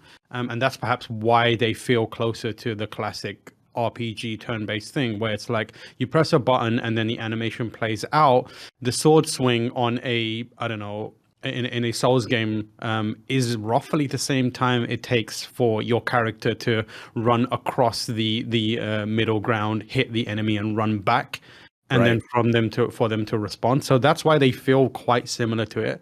And they feel like they inherited that kind of style and pacing and dynamic from the combat.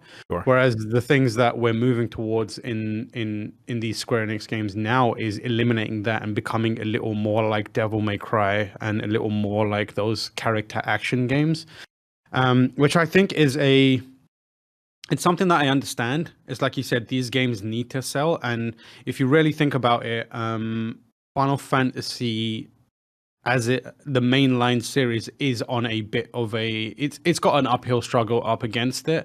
Right. This is a franchise that keeps ballooning in production costs, and the kind of risks that it takes need to be minimized as that happens. This one especially so because it's a fantasy game.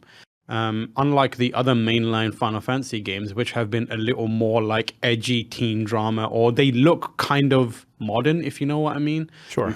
The lads going on a tour with their car, for example, it's very much like Hot Topic Final Fantasy, which is gonna market way better to modern audiences.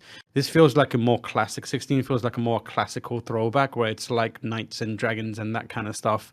That kind of vibe to it, even if it does look shiny and new. So I feel like in terms of aesthetic and genre and kind of like the themes that it's going for, it's already putting itself in a more of a niche than Square Enix probably likes.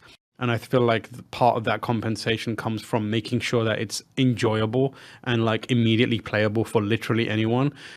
People who take a risk, and that risk is a kind of conversation with themselves where they go, I don't really like fantasy. Should I play this? If they decide to put the money down, there can be nothing in that first few hours that stops them, that makes them rethink their purchase. And having a moment where you're like slowly pressing a button to watch a character run to the other side of the fighting arena and hitting. So it's just one thing too far. I think you're right. Like they exactly. like you can have this and this, but not that, or that and that, and not this. I think you're right. They were doing some of that. And like the thing that they're going for is the reason, and you can tell from a design decision, they are trying to make it as bombastic as possible. Like the summons, I forgot what they call them here in this one now. Icons or icons or headlines, summons, icons, music. Raycons. Raycons, like those are a core part of the game, and the reason that is, one, because it's something cool that a lot of other Final Fantasies haven't explored, but also they are big deals. Like it's a showpiece moment when Ifrit probably appears, and it's like a massive towering fight, and it's like a bombastic spectacle type thing. Like the thing that people love from these Final Fantasy games is when you make a summon come up and it looks cool as shit. And that is going to be like a big part of this game, which if you then had that moment and then the next interaction is you just standing in place until you hit attack, scroll down, use a thing, that's going to be a thing that breaks the immersion. So they're kind of really smoothing out the edges that we love. We love being like caught up on, but like the larger audience, if they get caught up on it, they're probably gonna, snag their way out of it and then move on with their lives. They don't want that to happen. I think that's exactly right. I think it's just maybe JRP, like turn-based RPGs are just becoming niche officially now.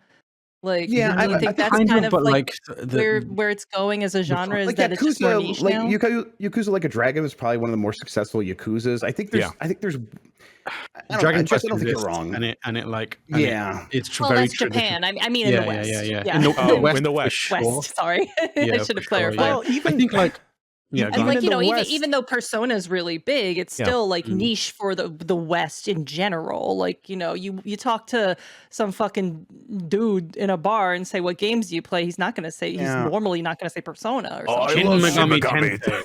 Yeah, like I think that there is ways for the popularity of turn-based to keep growing, and it has been in some like Persona is more popular than it's ever been, and that's also here in the West. But I get what you're saying overall. Like we're talking about this broad audience, the guy you're going to talk to randomly in a bar. To buy their games, yeah, I think overall, like if we were to look at the market in its most broadest terms, I would probably define turn-based as niche. I think that maybe random battles is maybe even more of like a niche. Like you can only get away with random battles going forward, I think, in Pokemon games, and even then, I think the random battles in Pokemon games, those days are numbered. I think. You've got the collection aspect going for Pokemon, whereas in a lot of other games that you don't have that collection aspect going. Yeah. So it's why am I fighting these guys? Arceus has less random battle. If I don't believe it has any random battle. No, you just run up to them on the field. I love that about it. I hate random. That's what I needed. I think random battles I can't take anymore. I think like my original point was going to be I'm kind of frustrated that there's no place. There doesn't seem to be a place where Final Fantasy can exist in its previous form as well. I would love to see them be like, hey, we're doing this and we're going to create a branch of Final Fantasy that is going to exist that is more traditional.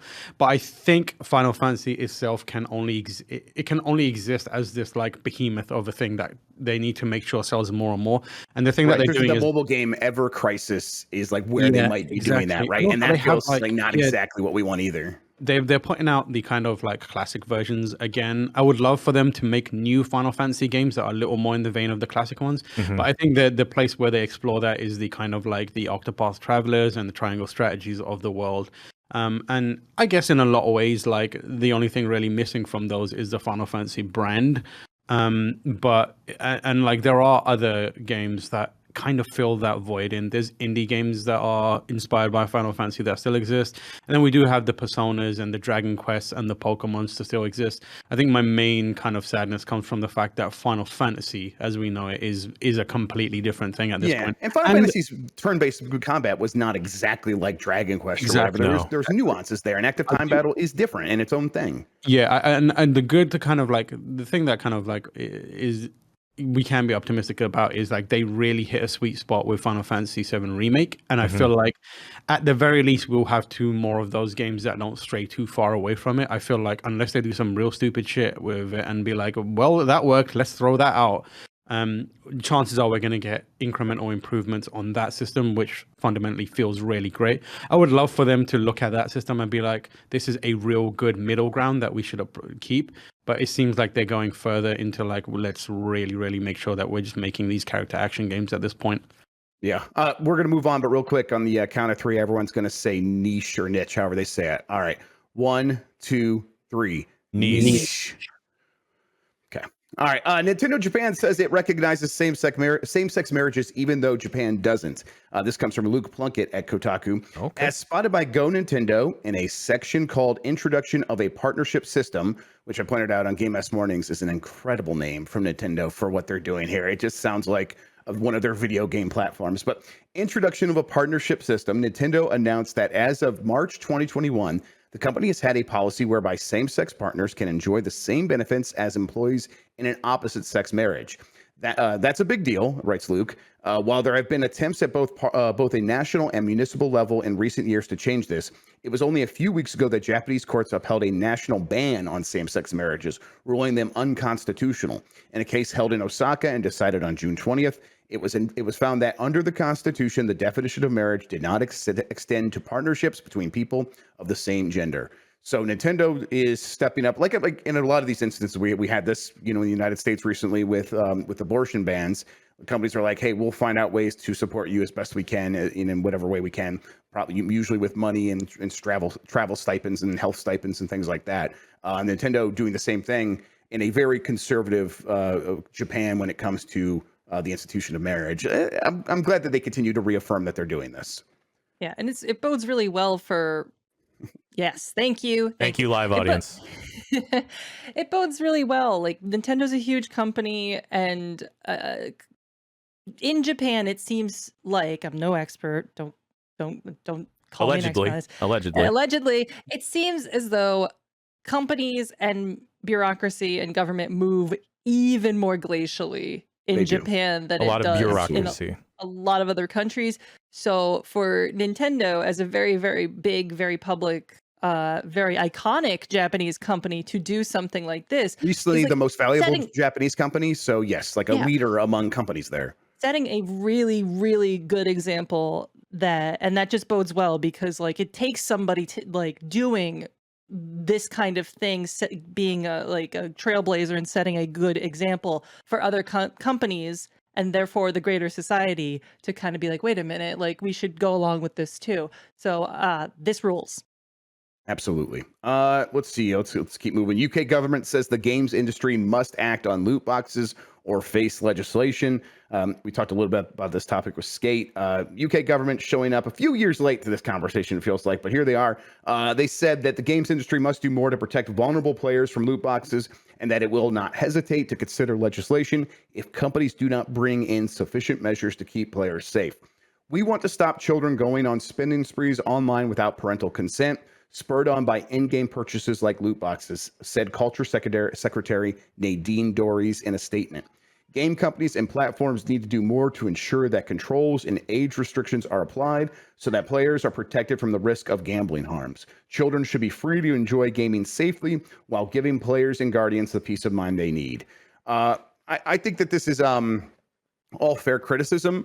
I get a little bit worried when the government like starts talking about regulations. So this conversation, if they would have came in right away, right when Battlefront 2 was happening and everyone was shouting, and we're doing something right then and there, but like they are on top of this, I sort of trust them. Them coming in years late feels like, okay, here comes grandma and grandpa to lay down the law, and they're going to put in some law in place that's going to negatively affect something that is not even really related to loot boxes because the law is so broad. That's a slippery slope argument. I recognize that, but that is the fear I have here. I don't know. Does anyone share that concern?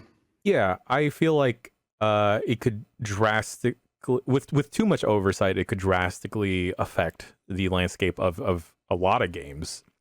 The first one that pops up to mind is actually Pokemon Go, where recently the Niantic has had to show you what Pokemon is possible to get in an egg, which is, it feels a little dumb, but with more oversight in terms of loot boxes and loot box like style stuff or gacha stuff, I could see that dramatically affecting a game where it's like, all right, we're just gonna there's no more wonder or mystery happening here. This is what you're gonna get, and you're gonna like it. Sorry, our hands are tied. And like the egg stuff, like I don't mind per se in Pokemon, because it's nice to see like, okay, this is just gonna be there's a slight possibility that I will get something good. I don't know. I guess transparency is always great. I just don't want too much meddling happening where suddenly they're telling me I can't buy. Maybe someone should actually meddle and tell me I can't buy XYZ now that I think about it. I think the idea would be like, let's give Jan more information about how he's behaving in a game, right? That's the regulation that makes sense. Hey, Jan, here's how much money you've spent. Hey, Jan, here's like the timer since the last time you bought something. It's just been like half a day, man. Are you ready to buy something again already? Like that sort of stuff. Well, also, like, you have to keep in mind that there's like this is a lot of gambling stuff in games is through this kind of loophole situation where it's not technically legally gambling. Right. It's and like Pokemon cards. It's like going to the store. And it's like the same thing as that. That's where they're like, that's not gambling. You always get something. Yeah. So I mean, and you can argue both ways for that, where it's like, oh, gambling, like you have to go to a casino and you have to be a certain age to do this thing. But then you've got other stuff like, blind boxes, Pokemon cards, stuff like that. Gambling that's aimed at younger people. And there is like an ethical quandary there that we have not yet figured out exactly how to feel about that. Neither have I, honestly. Yeah. Well, so my thing a couple years on this was, just show me the research where this is more harmful than something like, oh, you get a toy in a box of cereal or something like that. And since then, the research has kind of said, it's way more effective than that kind of stuff. It's actually way more effective than a Kinder Egg. And so I'm like, okay, that convinces me. That's because you always get a prize in a Kinder Egg. It's not like sometimes you don't. The prize is delicious chocolate. Yeah. That's the argument, though, is you Yeah. always get a prize in a Yeah. blind box. You always get a Mhm. prize. Like, it might not be what you want, and it might be something that's actually technically worthless, but you always get something. Therefore, it's not gambling. Now, it's like, it's gambling. It just maybe doesn't reach the level of illegal gambling or regulated gambling. Mhm. And that's where we're trying to find, like, where is the line on that? We're Yeah. trying to define, maybe we should move the line back so it includes stuff like this. Yeah, you know, like when you think about like, you know, Skinner boxes and stuff like that, like the Yes. actual, you know, origin of all this, you know, gambling like research stuff kind of goes back to Skinner boxes where, you know, a mouse or a bird or something like that has to peck at or pull a lever or hit a button or something like that and food comes out. But when they changed it so that's not all the time did food It come was out, way more sometimes it was effective. nothing.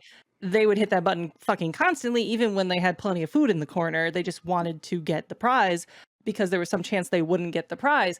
But I wonder, like, if the Skinner box had, instead of food and nothing, if it was food and something inedible, like, that's still gambling, even though you technically are getting something. It's not what you want. Yeah. So, It is all know. definitely gambling. It just might Yeah. not be illegal gambling. Yeah. We just, This has even affected like so many other markets. Like my partner will text me something of like, yo, this dress website I follow, they're doing a blind box. Like it's only 70 bucks.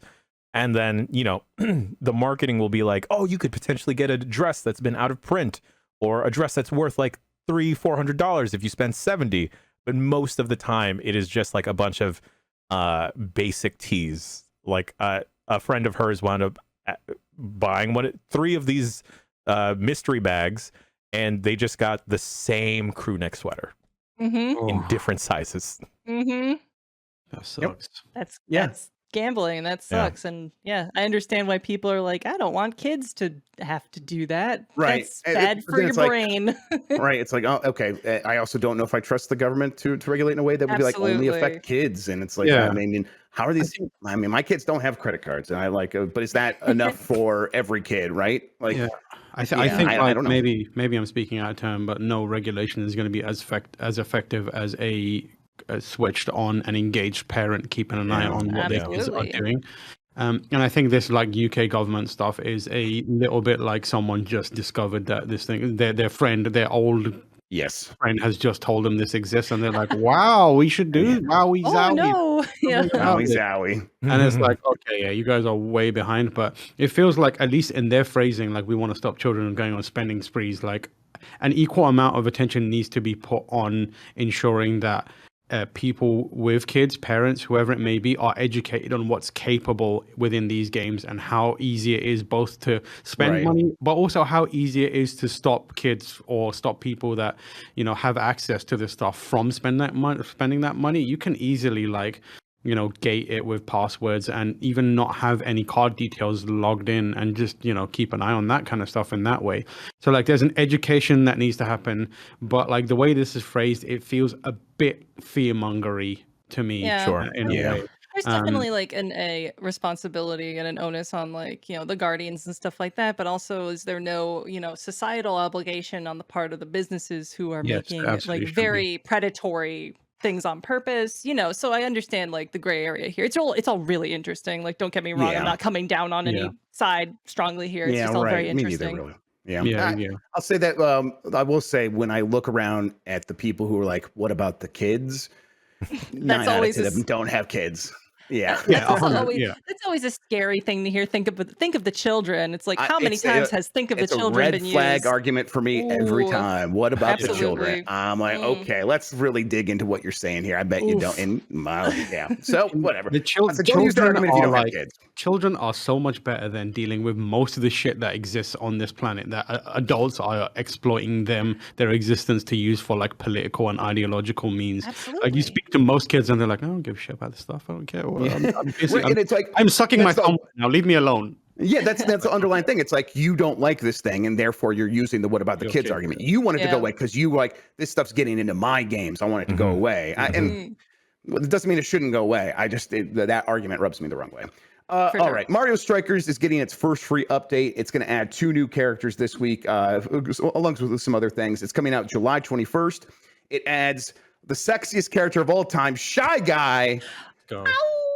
Oh yeah, Where'd it go? Yeah, and it's Shy Guy's going to be an all-arounder whose gear choices are key. So basically, like all his stats are pretty much even, which means no matter how, like, whatever you do with the gear, that's going to define how Shy Guy is going to play. But then, of course, we finally get Daisy. Daisy, who was left off of the main roster when the game launched, to pitchforks and torches from the audience. Well, now Daisy's here, free, showing up July 21st. You can play as Daisy. They're also introducing night gear, which improves your strength and your shooting. And they're introducing the Desert Ruin Stadium. So there you go. And they promised 2 more free updates this year. Is anyone else other than me going to check back in on Mario Strikers? Yeah. Yep. I don't blame anyone. Yeah, I get it. I get the reaction to this game. Yeah, like I said, it just does what it needs to do for me. There's a couple new Lego sets. The Lego Atari 2600 has been officially announced for Atari's 50th anniversary. Ooh. It's a 2,532 piece set coming August 1st, excuse me. I have it here for 210 pounds. I think that's about like $230 or something. That's about $1 million, yeah.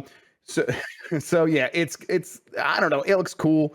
I don't know if I'm gonna get it. I don't have that much affinity for Atari. Not really. I found my Atari Hotels shirt that they sent me.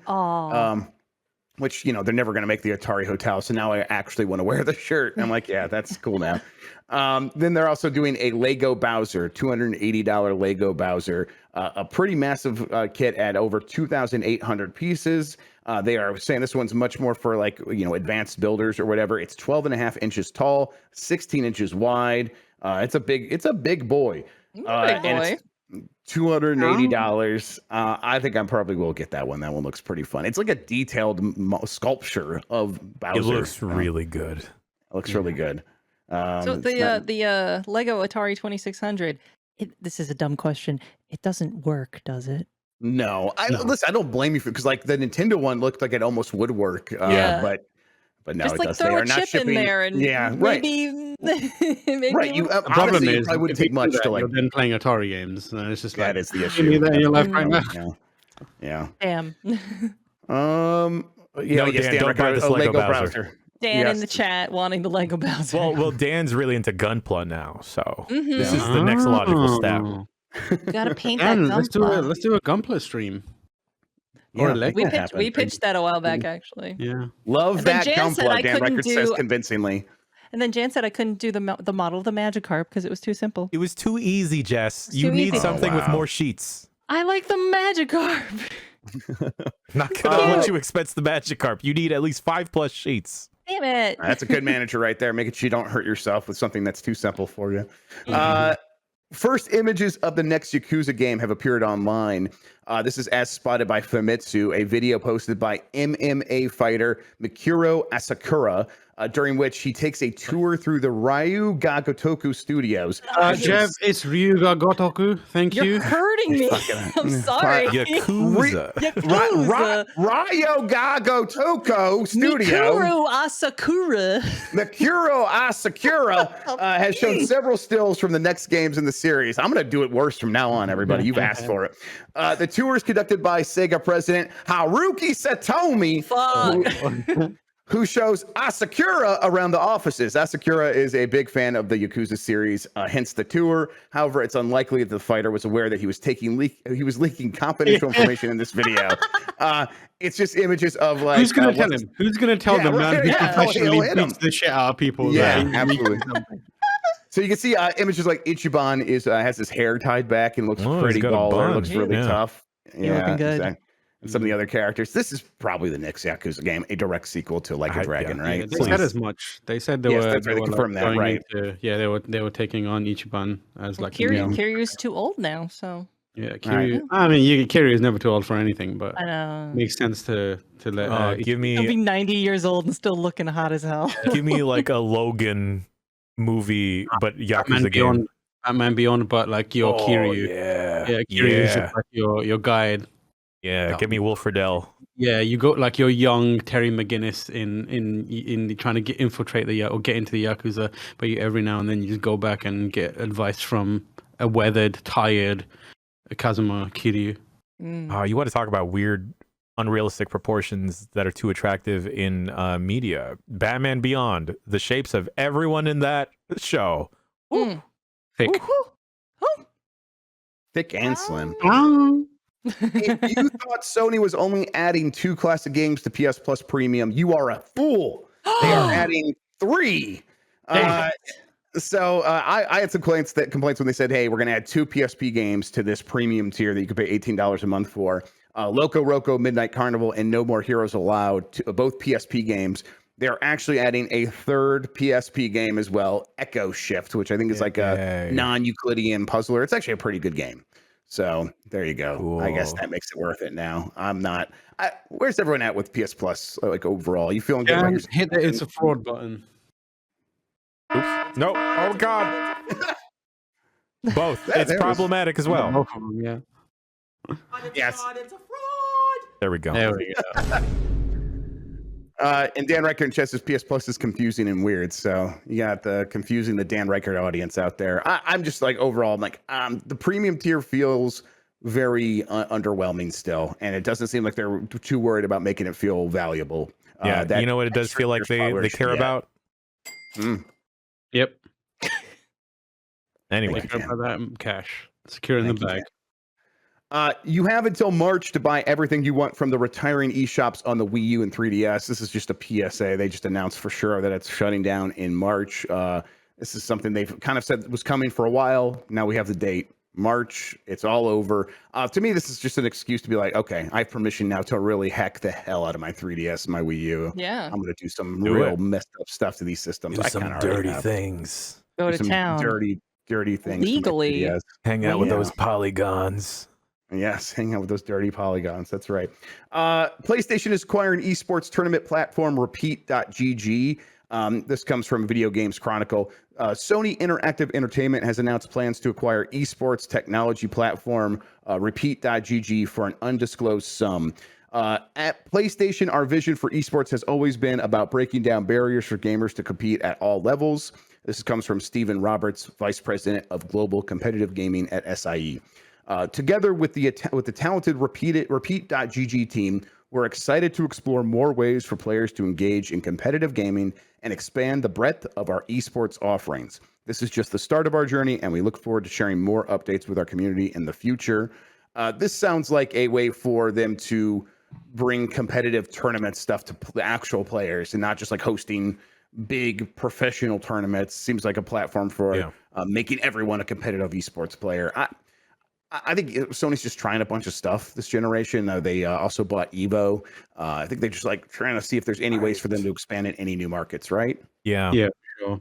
And like I think Repeat lets you like earn money off of it as well and have like actual monetary pipelines for that stuff. So it makes a lot of sense that they would try it. Everything seems to be pushing towards competition in some way or another. Like you said, they purchased Evo. They are creating these, services almost like they were like, we need more games as a service style things. And you bet your ass there's going to be some stuff in there that's going to be like competition focused, that they can get their hooks into people and try and use these esports angles. For like esports has been a thing that people poured a lot of time, effort, and money into, and it didn't take off in the way that they thought it would. Like, and definitely not proportional to the effort and monetary kind of like resources plugged into it. But it feels like something people still aren't willing to let go. They still see some sort of like potential in it, which is interesting. This is I'm not quite sure where it's going to go attempt. But I'm interested to see what happens with it. I'm right there with you. Couple more stories. Bungie sues Destiny 2 streamer for repeatedly cheating and harassing its employees. This comes from thegamepost.com. Yes, it's kind of a hell of a story here. Bungie, the developer behind Destiny 2, has filed yet another lawsuit, this time against a Destiny 2 streamer, Miffy's World, who got caught cheating in-game repeatedly, selling Destiny 2 emblems, social media accounts, and threatening to burn down Bungie's headquarters and harassing its employees online.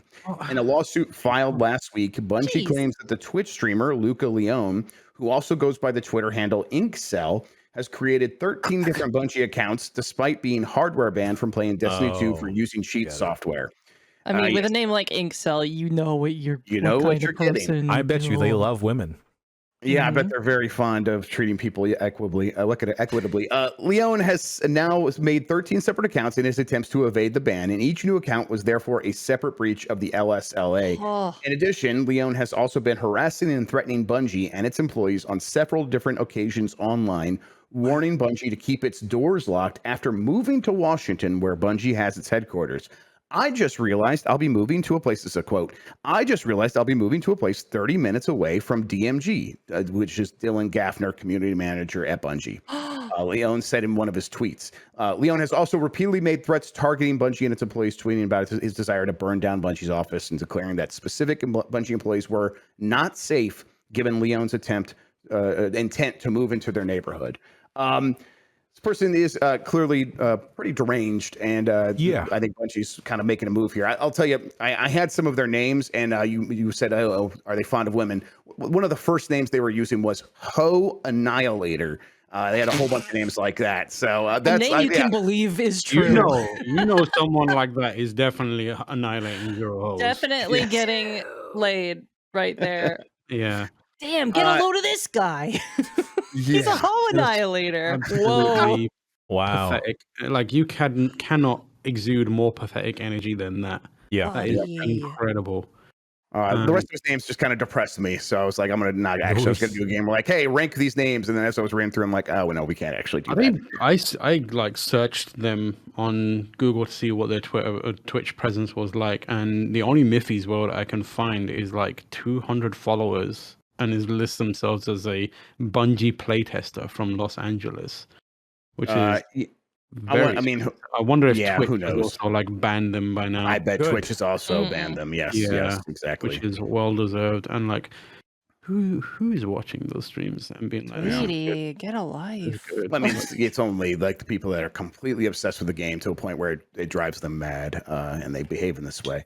Bungie not being afraid of using sort of their lawyers to accomplish some stuff. You know, they're the ones who's suing YouTube for their really backward DMCA system that enabled people to pretend they were Bungie to get other people to deplatformed off of YouTube. And so like, hey, that's a messed up system. Our name's being tarnished because of your messed up system. We're going to fight that. Now they're showing up with this as well. Hey, good for them is kind of where I'm at with this stuff. Use your power and clout to do some good. Right, and that feels like that's what they're accomplishing here. Numerous Pokemon Scarlet and Violet details and images leak from an anonymous source. This comes from Quince at Go Nintendo.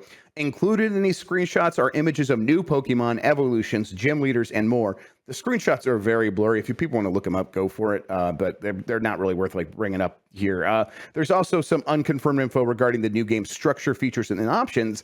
And here's where I want to get one Jan Ochoa's opinion. Gyms will be able to be completed in any order, although their difficulty won't change no matter when you attempt them. There will be around 400 Pokemon in the regional Pokédex. No previous generation starters will be included, and a special new item will give Pokemon a Crystal Aura, boosting a single type for use in battle temporarily. Oh man, are these Pokemon on the Crystal now? That's so sad. We're on the Crystal now, getting that Crystal Aura. I mean, you know, we've talked about this with like Arceus and it kind of adjusting the flow of things. I feel like this is probably a step in the right direction to try and attract more people and kind of slightly deviate away from the traditional Pokemon structure of stuff, right? Where now I've seen like a lot of folks get really into Arceus. Jess, I know you got into it. I still haven't beaten it. I feel stupid.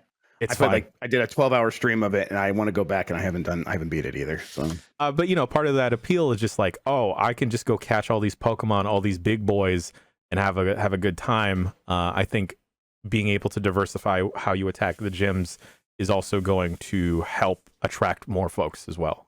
I agree. Yeah, I agree. I think that's like opening it up to different play styles and. And making it more interesting to watch, and like speed runs is even like an effective strategy in terms of marketing a little bit. But and the thing, Mike Minotti in chat here chiming with doing gyms out of order kind of loses the point if they don't scale. I feel like with the introduction of this Crystal Aura item booster can really dramatically shift. Yeah, Mike, really shift the scales where, you know, a regular potion may wind up being a full heal, or like a revive can wind up reviving multiple Pokemon, perhaps. And there's always been items that boost your defense or your attack. So perhaps that's how players can get around the scaling of stuff. That being said, Pokemon fans are angry all the time, and I don't feel like any of them will be pleased with anything. Doesn't matter what order you're doing a gym. When that Gengar comes out, your shit is done. Yeah, you're over fucked for you. man. Once Gengar is on the field, you might as well just pack it in. Doesn't matter if you're the first gym. He's got a gun, man. The last. Yep, there it is. Yeah. Gun, and it is his hands. That does it for the news. Tomorrow, apparently, we're going to get a little more information about Platinum's new vice president coming from Nintendo. They're just teasing that stuff. I'll talk about it on Game S Mornings tomorrow. But that does it for the news, Jen. I'm ready to move on to maybe some emails. I don't know about you. Yes, let's move on to some emails and 1 or 2 Pmails.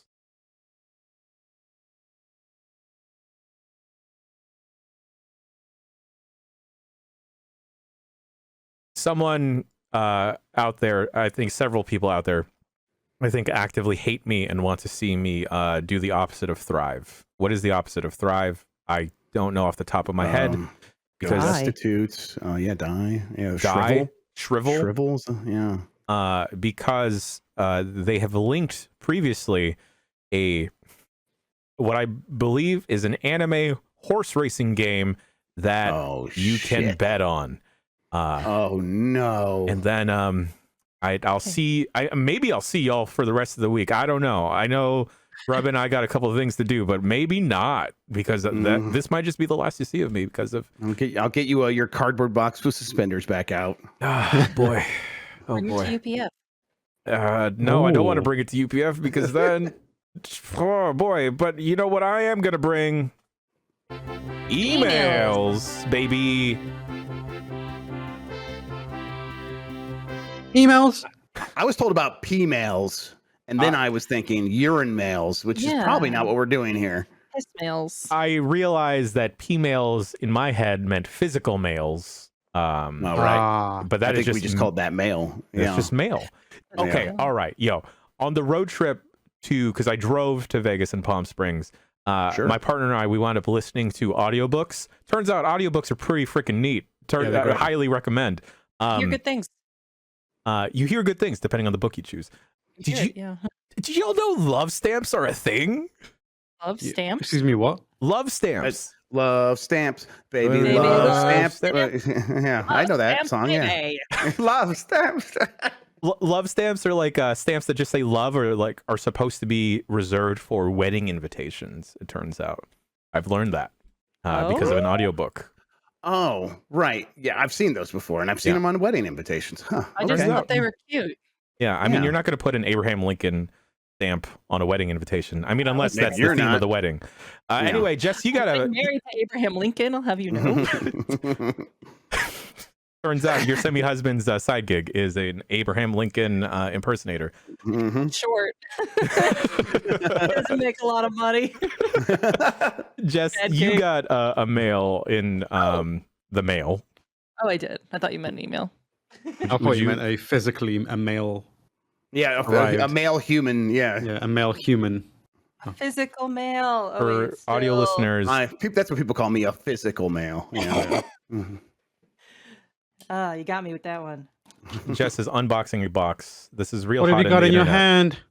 A Leatherman. This is not sponsored by Leatherman, but I have a Leatherman. A knife. A knife. No.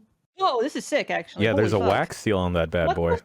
Wow, what is that? On this? So, okay, hashtag mildly sponsored, but not like really. I aspire to be mildly sponsored. This is the first like free thing I've ever gotten as an influencer. That's neat. But yeah, Grid sent me. These things are cool. These things are very cool. They asked if I wanted a exploded well, just game console. Yeah, which one did you choose? Okay, so we have the seal there and everything. Be careful that you don't expose your address, Jessica. Oh no, it's not here. diagram version diorama thing of a console. You'll see. Oh, okay. Yeah, you'll see. I know those things. Give me a second. It's a little heavy. Whoop. While Jess is unboxing that, I also received one. Which one did you get? See if we got the same one. I got a Game Boy Advance. Looks Get good. the same one. That is so cool. Yeah, I got my Game Boy Color on here. How much do those things cost? Not that bad. They're about 150 to 200, right? Yeah. Excuse me? Not that bad? Well, Yeah. wow. For like, very set Tam up. articulated displays like this, because they all on top of video game look at that. On top of video game consoles, Color one. they Yes. also do phones. Like if you have a specific reverence for like an old iPhone. Get to peel the peely stuff. These are I want to see cool. you. Yes. Oh, This is the only thing I'm a true pervert for. Okay. Is peeling Oh my God. stuff, plastic off Vita of glass. is a $300. I think it's that OLED, man. I'm trying to do an ASMR thing. Everybody shut the fuck up. Okay. There it is. Oh, yeah, that's good stuff. Oh, peel that shit off. Yeah. I can do some ASMR mouth noise if you need. Wow, that's No. good shit right there, too. Yeah. Wow. Heard a single I disagree. lip smack. Yeah. Okay, I'll mute the rest though.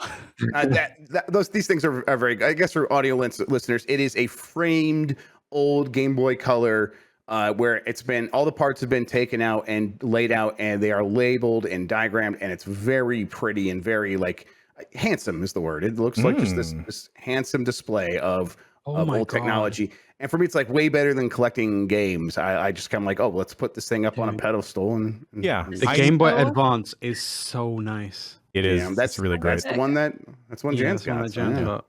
Yeah, I got this one because this was my Game Boy Color that not literally, but this is the one I have. The purple That's one? very The cool. see-through purple one? Yeah, that's Glacier the purple? pad. Yeah. Oh man. It's in one of my drawers over here. I should have brought it out for this, but Dude, I have that to thing, my purple one still works. Yeah. It's Yes, wild. mine Mine- works too. yeah. I just gotta put batteries yeah. in it. It's Yeah, amazing. so Also, my good. Pokemon save file not good no more. No, that battery died a long time ago. Yeah. Internal batteries, the internal Yeah. clock batteries, no good. Yeah, but I agree with you, Grubb. Like I've thought about getting into game collecting, but I feel like this is probably a more artistic way and safer way.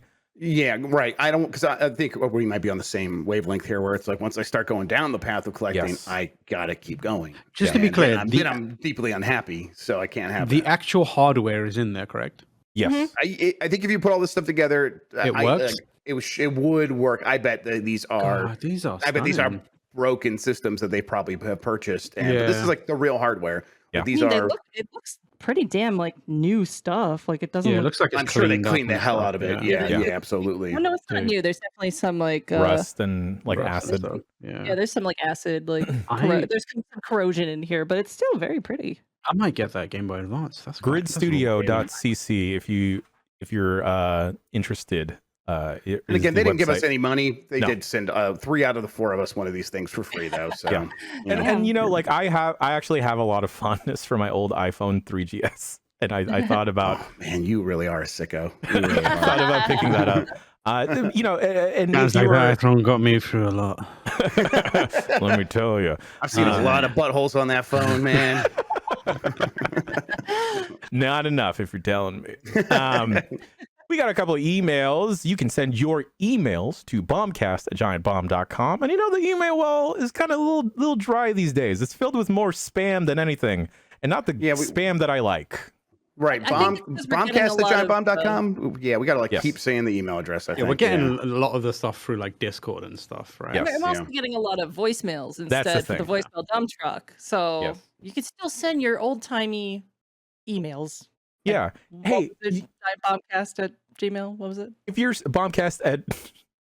bombcast@giantbomb.com is the email address. Bombcast@exitflu.com. Oh my god. See, you know, if you're sitting on the toilet and you want to avoid seeing someone through the toilet gap, just look down at your phone and send an email, buddy.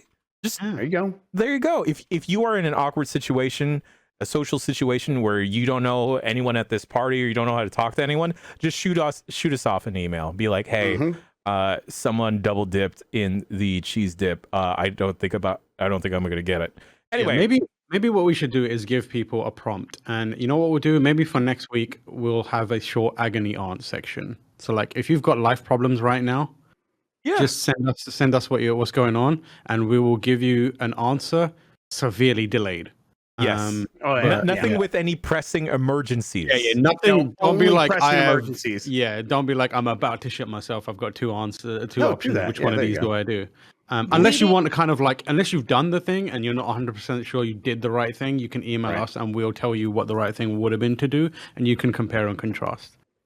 I have been skewered by a piece of fence. Yeah. Do I remove the piece of fence or do I keep it in my body? Don't send emails like that. No.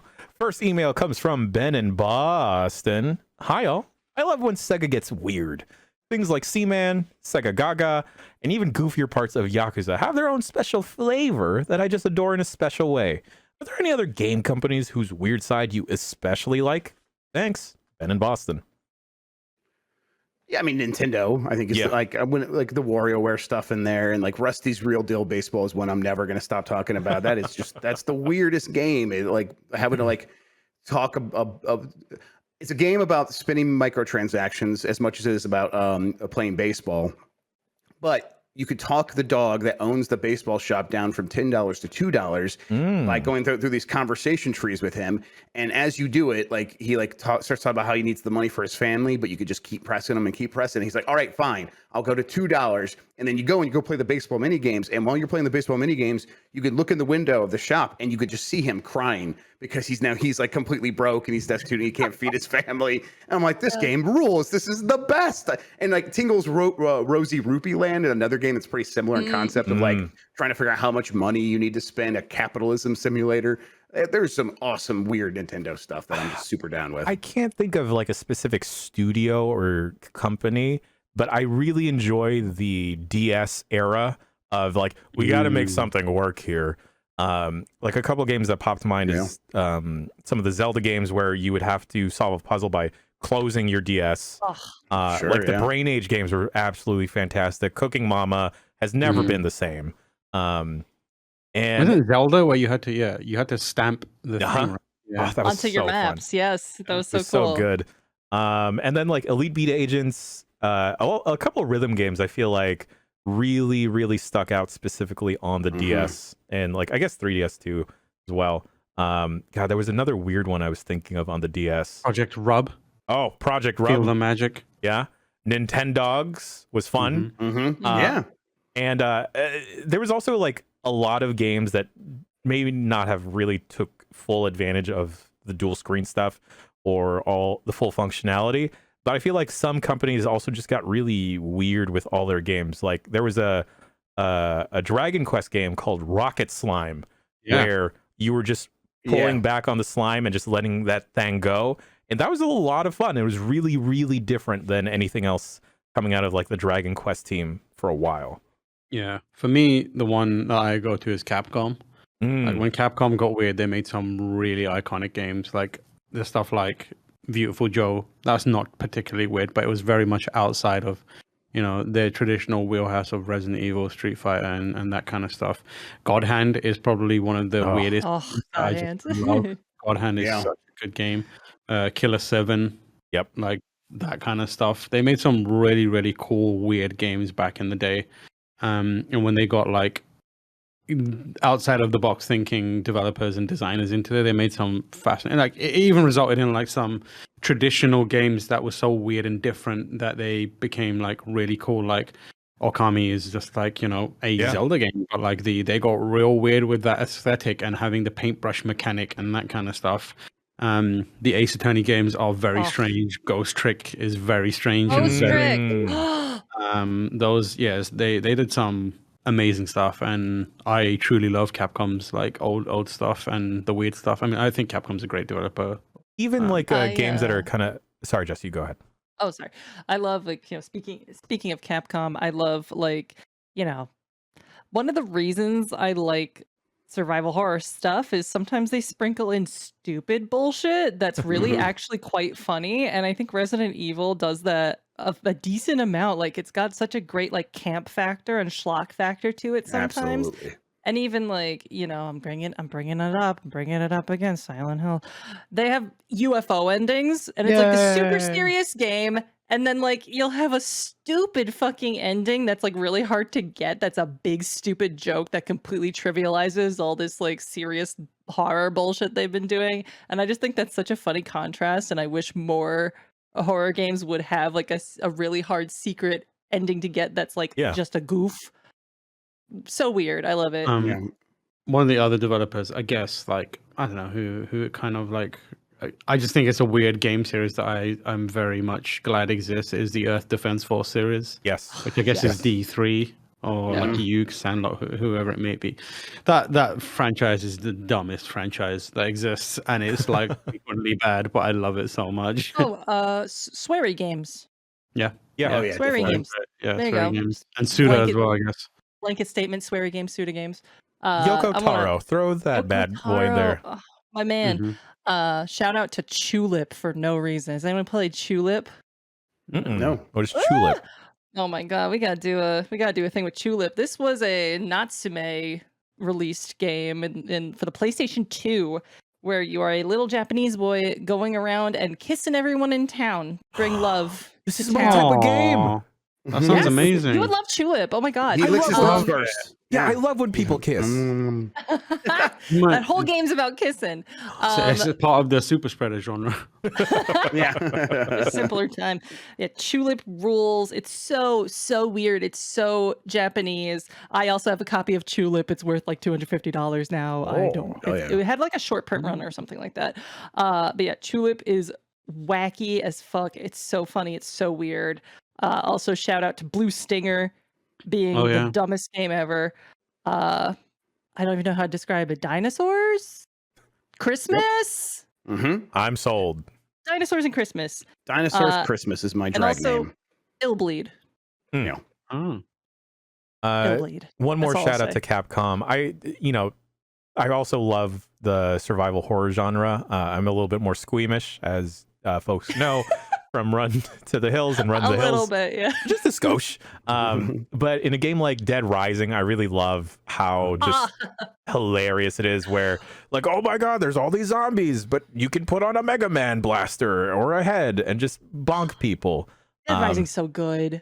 Really good. It's really good. They had that endurance mode that was just like, you had to stay alive for as long as possible, so you end up just kind of sitting in one place with a bunch of smoothies, just like every so often, just like eating a smoothie and like trying to stay away from zombies and trying not to get bit.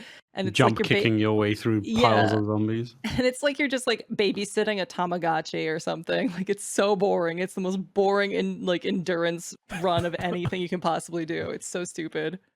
Next email comes from is this also from Ben in Boston? He's been writing us a lot. I recognized him. Well, Ben in Boston continues to write in. Hi, all. With Todd Howard's casual announcement that Fallout 5 will come out after Elder Scrolls 6, people are trying to guess how many years away that might be. But how much do you think that we should look to BGS's past game release schedules after the Microsoft acquisition? Will we see several years between each game, or will Microsoft want to leverage Bethesda, staff up BGS, and make them a multi-game studio? We've seen other developers like Remedy significantly expand their output ambitions lately. With BGS potentially being a big draw for Game Pass, is this something you expect them to try? Thanks, Ben in Boston. I think they will probably do some staffing up. They will do some beefing up and try to do stuff a little quicker. I think that Todd Howard is still wanting to kind of be the guy right there, where he's like, I'm going to be the director on this project, and I'm working on one game right now. We'll work on that game next. Things maybe could come a little bit faster. I think what's much more likely is if maybe a new studio gets built up, wouldn't necessarily be a BGS studio, but it would be one that'd be like, and we're going to make the next Fallout game that's not Fallout 6 or Fallout 5. I'm sorry. We might do something else. But, I've heard talk of getting Obsidian in to try to do a new Vegas successor. They've had that conversation at the very least. Yeah. That would also still be pretty far off, but I don't think it'd be as far off as a Fallout 5. I think they'd be able to get to that sooner than Bethesda would. Yeah, the other thing you have to account for is currently there's probably not as much insight as we need on the longevity of each of the games that they're currently working on. Like right now, we know that they're working on Starfield, we know that they're working on a new Elder Scrolls, but what we don't know is how long they intend to continue supporting those games, especially, and I imagine it's going to be longer than you might expect, considering that they're coming to Game Pass, and one of the core business models for Game Pass is to support your free titles with additional kind of like content that makes extra money that is otherwise being left on the table because it's available for free for a subscription fee. So you could say 10 years from now, but if Elder Scrolls comes out and it pops off real hard, or like Starfield comes out and it pops off real hard, there's a strong likelihood that they're going to stick with those games for a little while. In that scenario, if that does happen, which is likely to happen, they will need to staff up. But I don't think they'll staff up to the point where they can have a independent development team working on an entire new game on its own. Chances are they'll staff up to have some of those people support those existing games if there is longevity to it, while a smaller group goes off and starts preliminary work on a new Fallout game, and then eventually the entire team focuses on the other kind of new Fallout project. So I think it's going to be quite a long time at the minimum, and it could be longer depending on how much they want to support these Game Pass games. I think if anything, this might lead to perhaps these games coming out and releasing less buggy because of perhaps additional support popping out from Microsoft and them being able to staff up to not necessarily get games out faster, but get games out ready to go from the starting line. Perhaps. I know with Bethesda and Fallout specifically, that is a lofty goal. Yeah, I think that they'll definitely spend more time polishing. I think that's what's happening with Starfield. I think that that will elongate everything too. So that's going to mean that these things are going to take even longer. But maybe this process gets sped up because their tools are a lot better now after Starfield. There's all kinds of factors, but I think I would not expect Fallout 5 very soon. You're going to be waiting years and years and years. But I think that you'll get experiences that are akin to it in a lot of ways. Like Obsidian is working on a bunch of things. They're working on Avowed, and I think like they have maybe not like post-apocalyptic style in the way that Fallout is, but you'll get those beefy RPGs to keep you going for a really long time. They're gonna have a lot of those, yes. Yeah. All right. Next one comes from Luis. What up, Bomb Squad? Luis from Houston here with a pitch. I don't know why my voice dipped and cracked. Luis from Houston here with a pitch. A couple weeks back, Grubb mentioned the notion of making a new DK, but was somehow playing on the idea of the original Donkey Kong, barrels and such. Here's the pitch.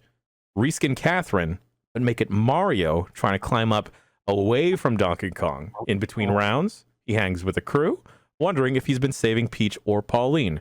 Call it Pauline. I get it. What do you think? That's a great idea. Venmo me the check. Thanks, and keep bombing. You know what, Luis? You know what you get if I can find this? Coming to you, buddy. You can get those checks. Cashing those big bucks. That is a great idea. I like that idea. Yeah, I'd play that game for sure. Yeah. I mean, he did base it on my idea, so I think I'll get my cut, of course. Yeah, you need your royalties. Yeah, get my royalties. Yeah. Grubb's gonna roll up and, Luis. I also need my dues. Sure. Alexis from North Carolina here. I used to work at a grocery store that had a salad buffet with all kinds of vegetables for you to make your own salad. One day, a customer literally licked multiple spoons after putting vegetables into their salad box and walked away as if nothing happened. The only reason anyone knew this happened at all was because another customer went up to my coworker and said they had done it and we should probably clean the buffet out. This happens at every buffet you go to. Enjoy your slimy mouth germs with your macaroni. I will enjoy them. Listen, okay, yes, this happens at every buffet you go to. Fine, yes, I know, but everything is filthy. Your phone is filthy, covered in poo particles and stuff. At a certain point, you just gotta say, "Oh well." No, at a certain point, you just don't eat at buffets. Yo, since I went to Vegas, I partook in a buffet. My partner and I, and we may have taken performance enhancers. Wink. Before there, and let me tell you, the vibe was killed immediately by the other couple that got sat next to us because like you know, there's a certain trust, right, where you can leave some of your stuff at your table or your seats and you can go together as a unit to explore the buffet. What did they steal from you? No. This couple, what they did is they took turns going. So then my partner and I were stuck having our fun conversation and having happy fun times and giggling about literally everything, while the couple next to us would take turns just quietly eating, and then they'd have a time together. One would finish their plate and then go off to explore the buffet without the other person. And then the lady next to us starts going off for some reason on this tirade that she can't believe ube, which is the purple yam stuff, is now a popular dessert because it is just a potato. Not knowing she's sitting next to two Filipinos, and my partner and I immediately shoot her a look, and then she immediately clams up, and then she wound up dipping. What the why? That's such a random thing to rant about to a stranger. Yes. The vibes were not immaculate. So I saw this thing happen. You were there? You were there? No, at the Lee's, right next to the office. Like the same thing happened. Yeah. And also, when I was in school in England, there was a kid who rolled up on like the knives and forks section of the where they all were kept, and just sneezed all over it. Yes. And then walked off, and I was like, we should Every probably kitchen is like, a lot of kitchens are dirty. Like, you know, ice machines don't get cleaned out regularly. It's a minefield out there, and don't you get can milkshakes at McDonald's. They don't clean that don't thing. use hand dryers in public toilets. Well, then I did stop doing. Yes, yeah. That shit is fucking grim. Was that a TikTok I saw? It might have been a TikTok I saw. I don't know. I'm just never. You're better off just like shaking your hand dry. Yeah, that's what they did. They did that, and they're like, okay, we shook our hand dry with this petri dish, nothing. And then we put it under one of the things of these hair or blow dryers, and it was like, it's like this minefield of germs. I don't know. Sometimes it gets to me, and sometimes it doesn't. I don't know. I don't want to not do fun things because I'm worried about germs. That's all. Have you all seen? You have two little kids. Those are like germ vectors in a lot of ways. Right. So. I mean, right. Once you have like the 50th time of your hands being covered in shit, you stop caring about a lot of stuff. Right? Yeah. God. Have you all seen the sinks that have the hand dryers built into them? I've not. No. Okay. So my high ass had soaped up my hands and then put my hands underneath the sink waiting for the water to go, only for a bunch of cold air to blast, and then for all the soap suds to get all over me and the gentleman next to me. And then that's just dumb. I just haphazardly just look at him and say, "I'm so sorry, man. Do you want me to help you?" And then he just looks at me and was like, "Get away." He's like, he looks at Jan and goes, "Can you believe ube is a dessert now?" This motherfucker. He licked his lips. I mean, I was always licking my lips anyway. And he asked for one of your edibles. Yeah. Last email of the show. Hello, fellow mostly millennials. I was listening to a previous premium podcast ranking the worst songs of the 80s, and the discourse was delicious. Since we're now traversing through a video game desert, what better time to rank best worst songs of the 90s? I'm unsure if any recent DMCA shenanigans have prevented this from happening sooner, but I assume this would be a premium pod regardless. I will start by throwing in Crash Test Dummies. I can't help good one. But feel like I'm slowly wasting my time while listening to this reverse banger. Let it begin. Love the show. Brendan in Rhode Island. I think we did do a 90s ranking. Not us. Not us. Us. Not the royal we here. This is 90s kids weren't involved in the 90s. It was just Ben and I believe that were involved. Yeah, that's and then Ben is actually like an 89 baby, I think. So he also doesn't I'm count. 83, so I'm going to come in here. I'm going to mess things up. So... I'm 87, so... Well, I guess it's Jan, just... are you the baby of the podcast? I think baby boy. I think Lucy and I are the Lucy is babies. the youngest of all of us, easily. Okay. Yeah. Bitch. Other female. I mean, she's got the soul of an 8-year-old, though, so... So maybe, now with since we have a bunch of fresh faces here, maybe perhaps we we'll revisit the ranking of 90s songs, or perhaps start anew. Perhaps. Let's just throw out one 90s song that you think is your probable number one or way up there. In terms of bad or good? No, great. Like bangers. Well, I thought it was reverse bangers. Okay, then I have a different. For reverse banger, Macarena, because the girl that I had a crush on danced in front of me in a bathing suit, and it was like this awoken things in me. So I was like, okay, Macarena's good now. I specifically really like the Disney version of the Mambo Number 5. Well, that's specific. Yeah. I think the best 90s song is Wannabe by the Spice Girls. Well, yeah, that's unequivocally the best song. I think I might actually be the best song. Yeah, we should play Spice World on this website. That's what we should do. Oh my God, we should. Wait, one game. Are we submitting our favorite or just a banger from the 90s? Yeah, I think your favorite 90s banger. Oh. It's hard though, right? And also California Love. Oh, that's good. That's good. You know what else is also a 90s song? Livin' La Vida Loca. And I think I brought that to the table. Can't deny that. One too. The email is actually asking for worst those. So what's the worst ones? It's the reverse banger. It is like so Crazy bad Frog. it's good, but songs. Crazy Frog's Frog. actually very good. Yeah. Yeah. And Blue. Blue Blue's a good one. Achy Break Your Heart by Billy Ray Cyrus. No, that is the song of my people. That has united bad. so many Filipinos. Barbie Girl. Barbie Girl's very good. Girl. Rude. Tam. Rude. I mean, it's a reverse banger. No. Oh, Cotton Eye Joe. That's the correct answer in the Cotton Eye chat. Joe. Jesus Wait, Christ. no. What's the Hanson? Mbop. Mm. Yeah. Four non-blondes. What's up? What's going on? Okay, I finally. I think it's bad, but I love it. That's what I'm trying to figure out. No, I mean just like straight up bad. Like you heard it a lot. You fucking hate it. It's always been bad. I mean, I don't. Oh, okay. If it's just a bad song, I don't know. That's I found the list that we had made. I remember Backlar was also there. Are you guys ready for the top 10, starting from 10 to 1? The worst songs of the 90s that we crafted. Okay, the worst ones. All right. Hit me.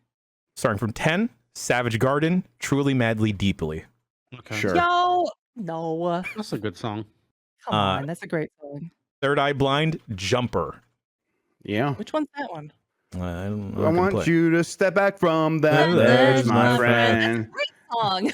Okay. It's definitely one I heard way too much, and yes, okay. Yeah, but it's a good song. Like there's a difference between overplayed and like. Well, this keep sucks, in why mind is it getting played? that a song getting overplayed can occasionally dip down the quality. Yeah, and affect it. But I agree with Jordan Olds, because when he was on one of the things we were doing, he was like, "Why the fuck is Jump by Van Halen on this list? This is a crime." It's a played song, but it's a really fucking good song. Did you know there's a playlist on Tidal called Giant Bomb's Worst Songs of the 90s? Oh, it's probably this. Oh shit. Okay. So let's jump through these. Limp Bizkit, Faith. Ooh. Oh yeah, it's really good one. What's that one sound like? It's just it's the what's his name? George Michael cover. George Michael song. What? Oh my god, this faith, playlist faith. is fucking wrong. Yeah, Keep in mind, disagreeing. the top of the list is the worst songs, while the bottom of the list is the best songs. I know. Okay, because I saw Doo Wop by Lauryn Hill on there. I was like, are you guys all right?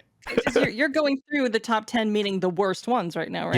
Yes. Mm-hmm. I'm disagreeing with these pretty hard, actually. All right. We also got Deep Blue Something, Breakfast at Tiffany's. Mm-hmm. Well, played, but not a bad song. Bob Carlyle, Butterfly Kisses. I don't know that fuck one. yes, absolutely. How is that number one? Does it sound like someone sing it? I can't. It's like that's one's like the country one, right? Where it's about the is it the dead little girl? I can't remember. It's bad though. What? Green Jelly. Dead little girls, Tam, is what I said. Green Jelly, Three Little Pigs. We got Creed with Higher. Fuck yeah. Yeah, okay. I think this is one of the best songs of the 90s. This was one of my nominations. The Pest by Voodoo Mambo from the movie The Pest. Hell yes. This is John Leguizamo's rap We at could the just beginning. play this one, right? Can we at least play one? We're gonna play any song on this. Jan, would it be possible? Jess, you've never heard this? No. The Pest shower song. Dan, do you have like access? Could you just jump in and hit the button? Yeah, of course I do. Jan. Wait Thank for it. you. Let's fast forward a bit.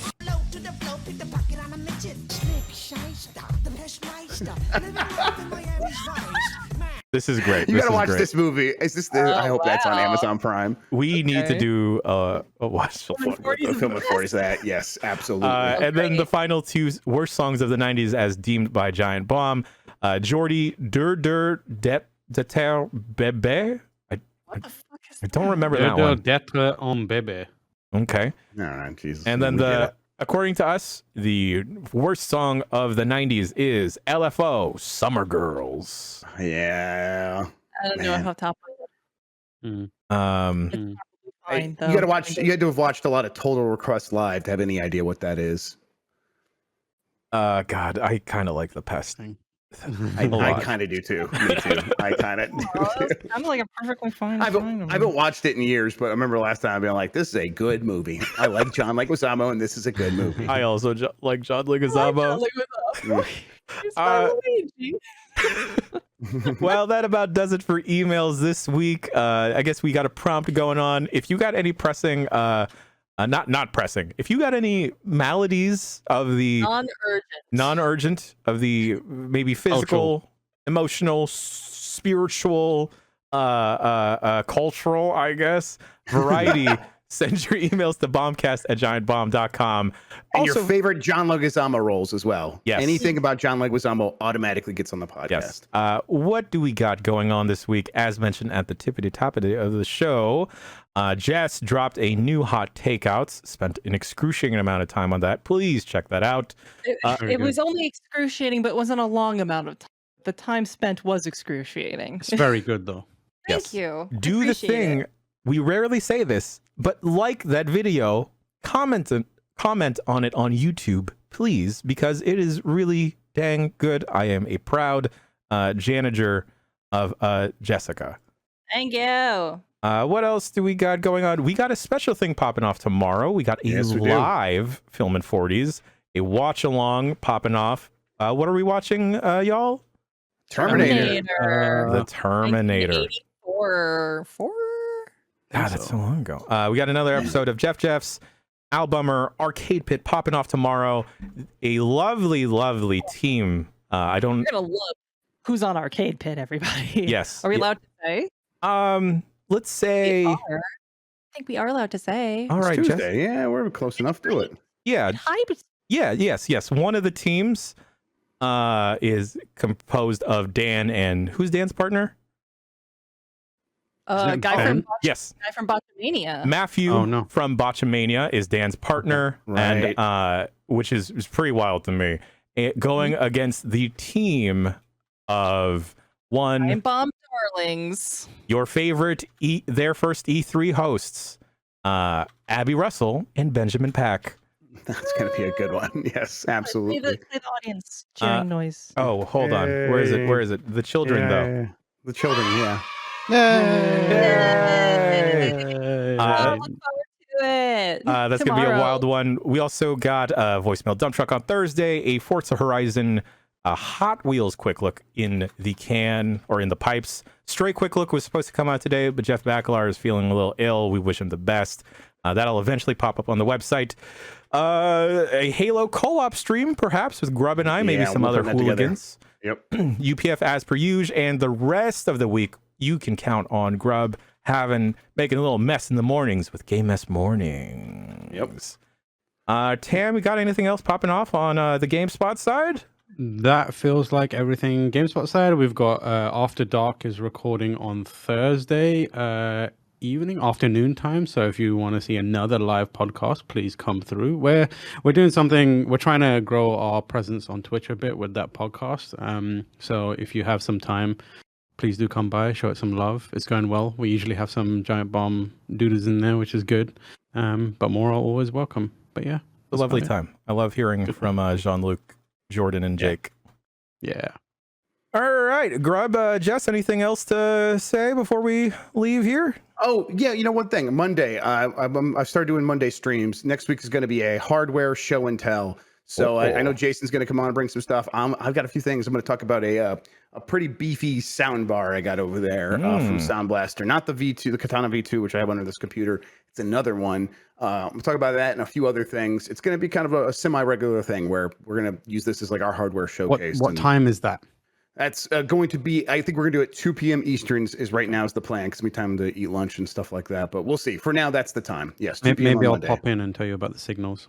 Maybe I think that'd be fantastic. Yes, maybe that'd be a good I'll way to show that off. Pop in and talk about this that came in the mail.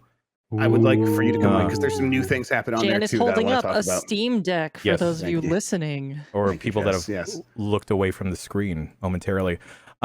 Once again, I just want to just want everyone listening and here, just close your eyes, all right? Just close your eyes.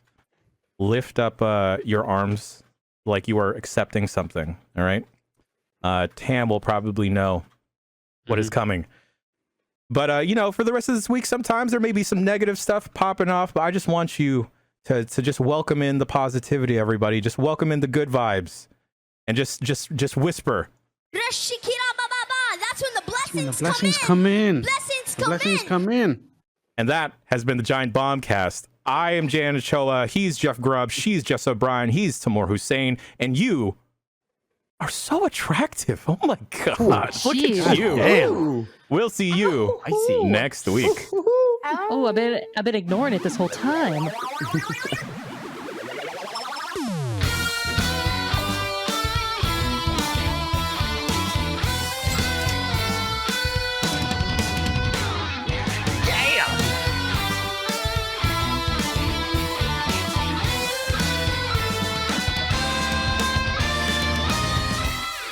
Giant Bombcast is hosted and live produced by Jan Ochoa, with support from Jeff Grubb, Dan Reichert, Jess O'Brien, Lucy James, Tamor Hussein, Jason A. Stryker, Matthew Rory, and me, Jeff Bacalar. Our theme music is provided by Tom Monda. Our logo is designed by Dave Schopenek, and you can find him online with the handle @DaveSavedTheDay. Justin Vachon is our sweet little art boy. And thank you so much for listening. Of course, a kiss on the cheek to you at home. Wait, hold on. I didn't have the other thing queued up. It's still staying in the show. Mics are still Wait. live.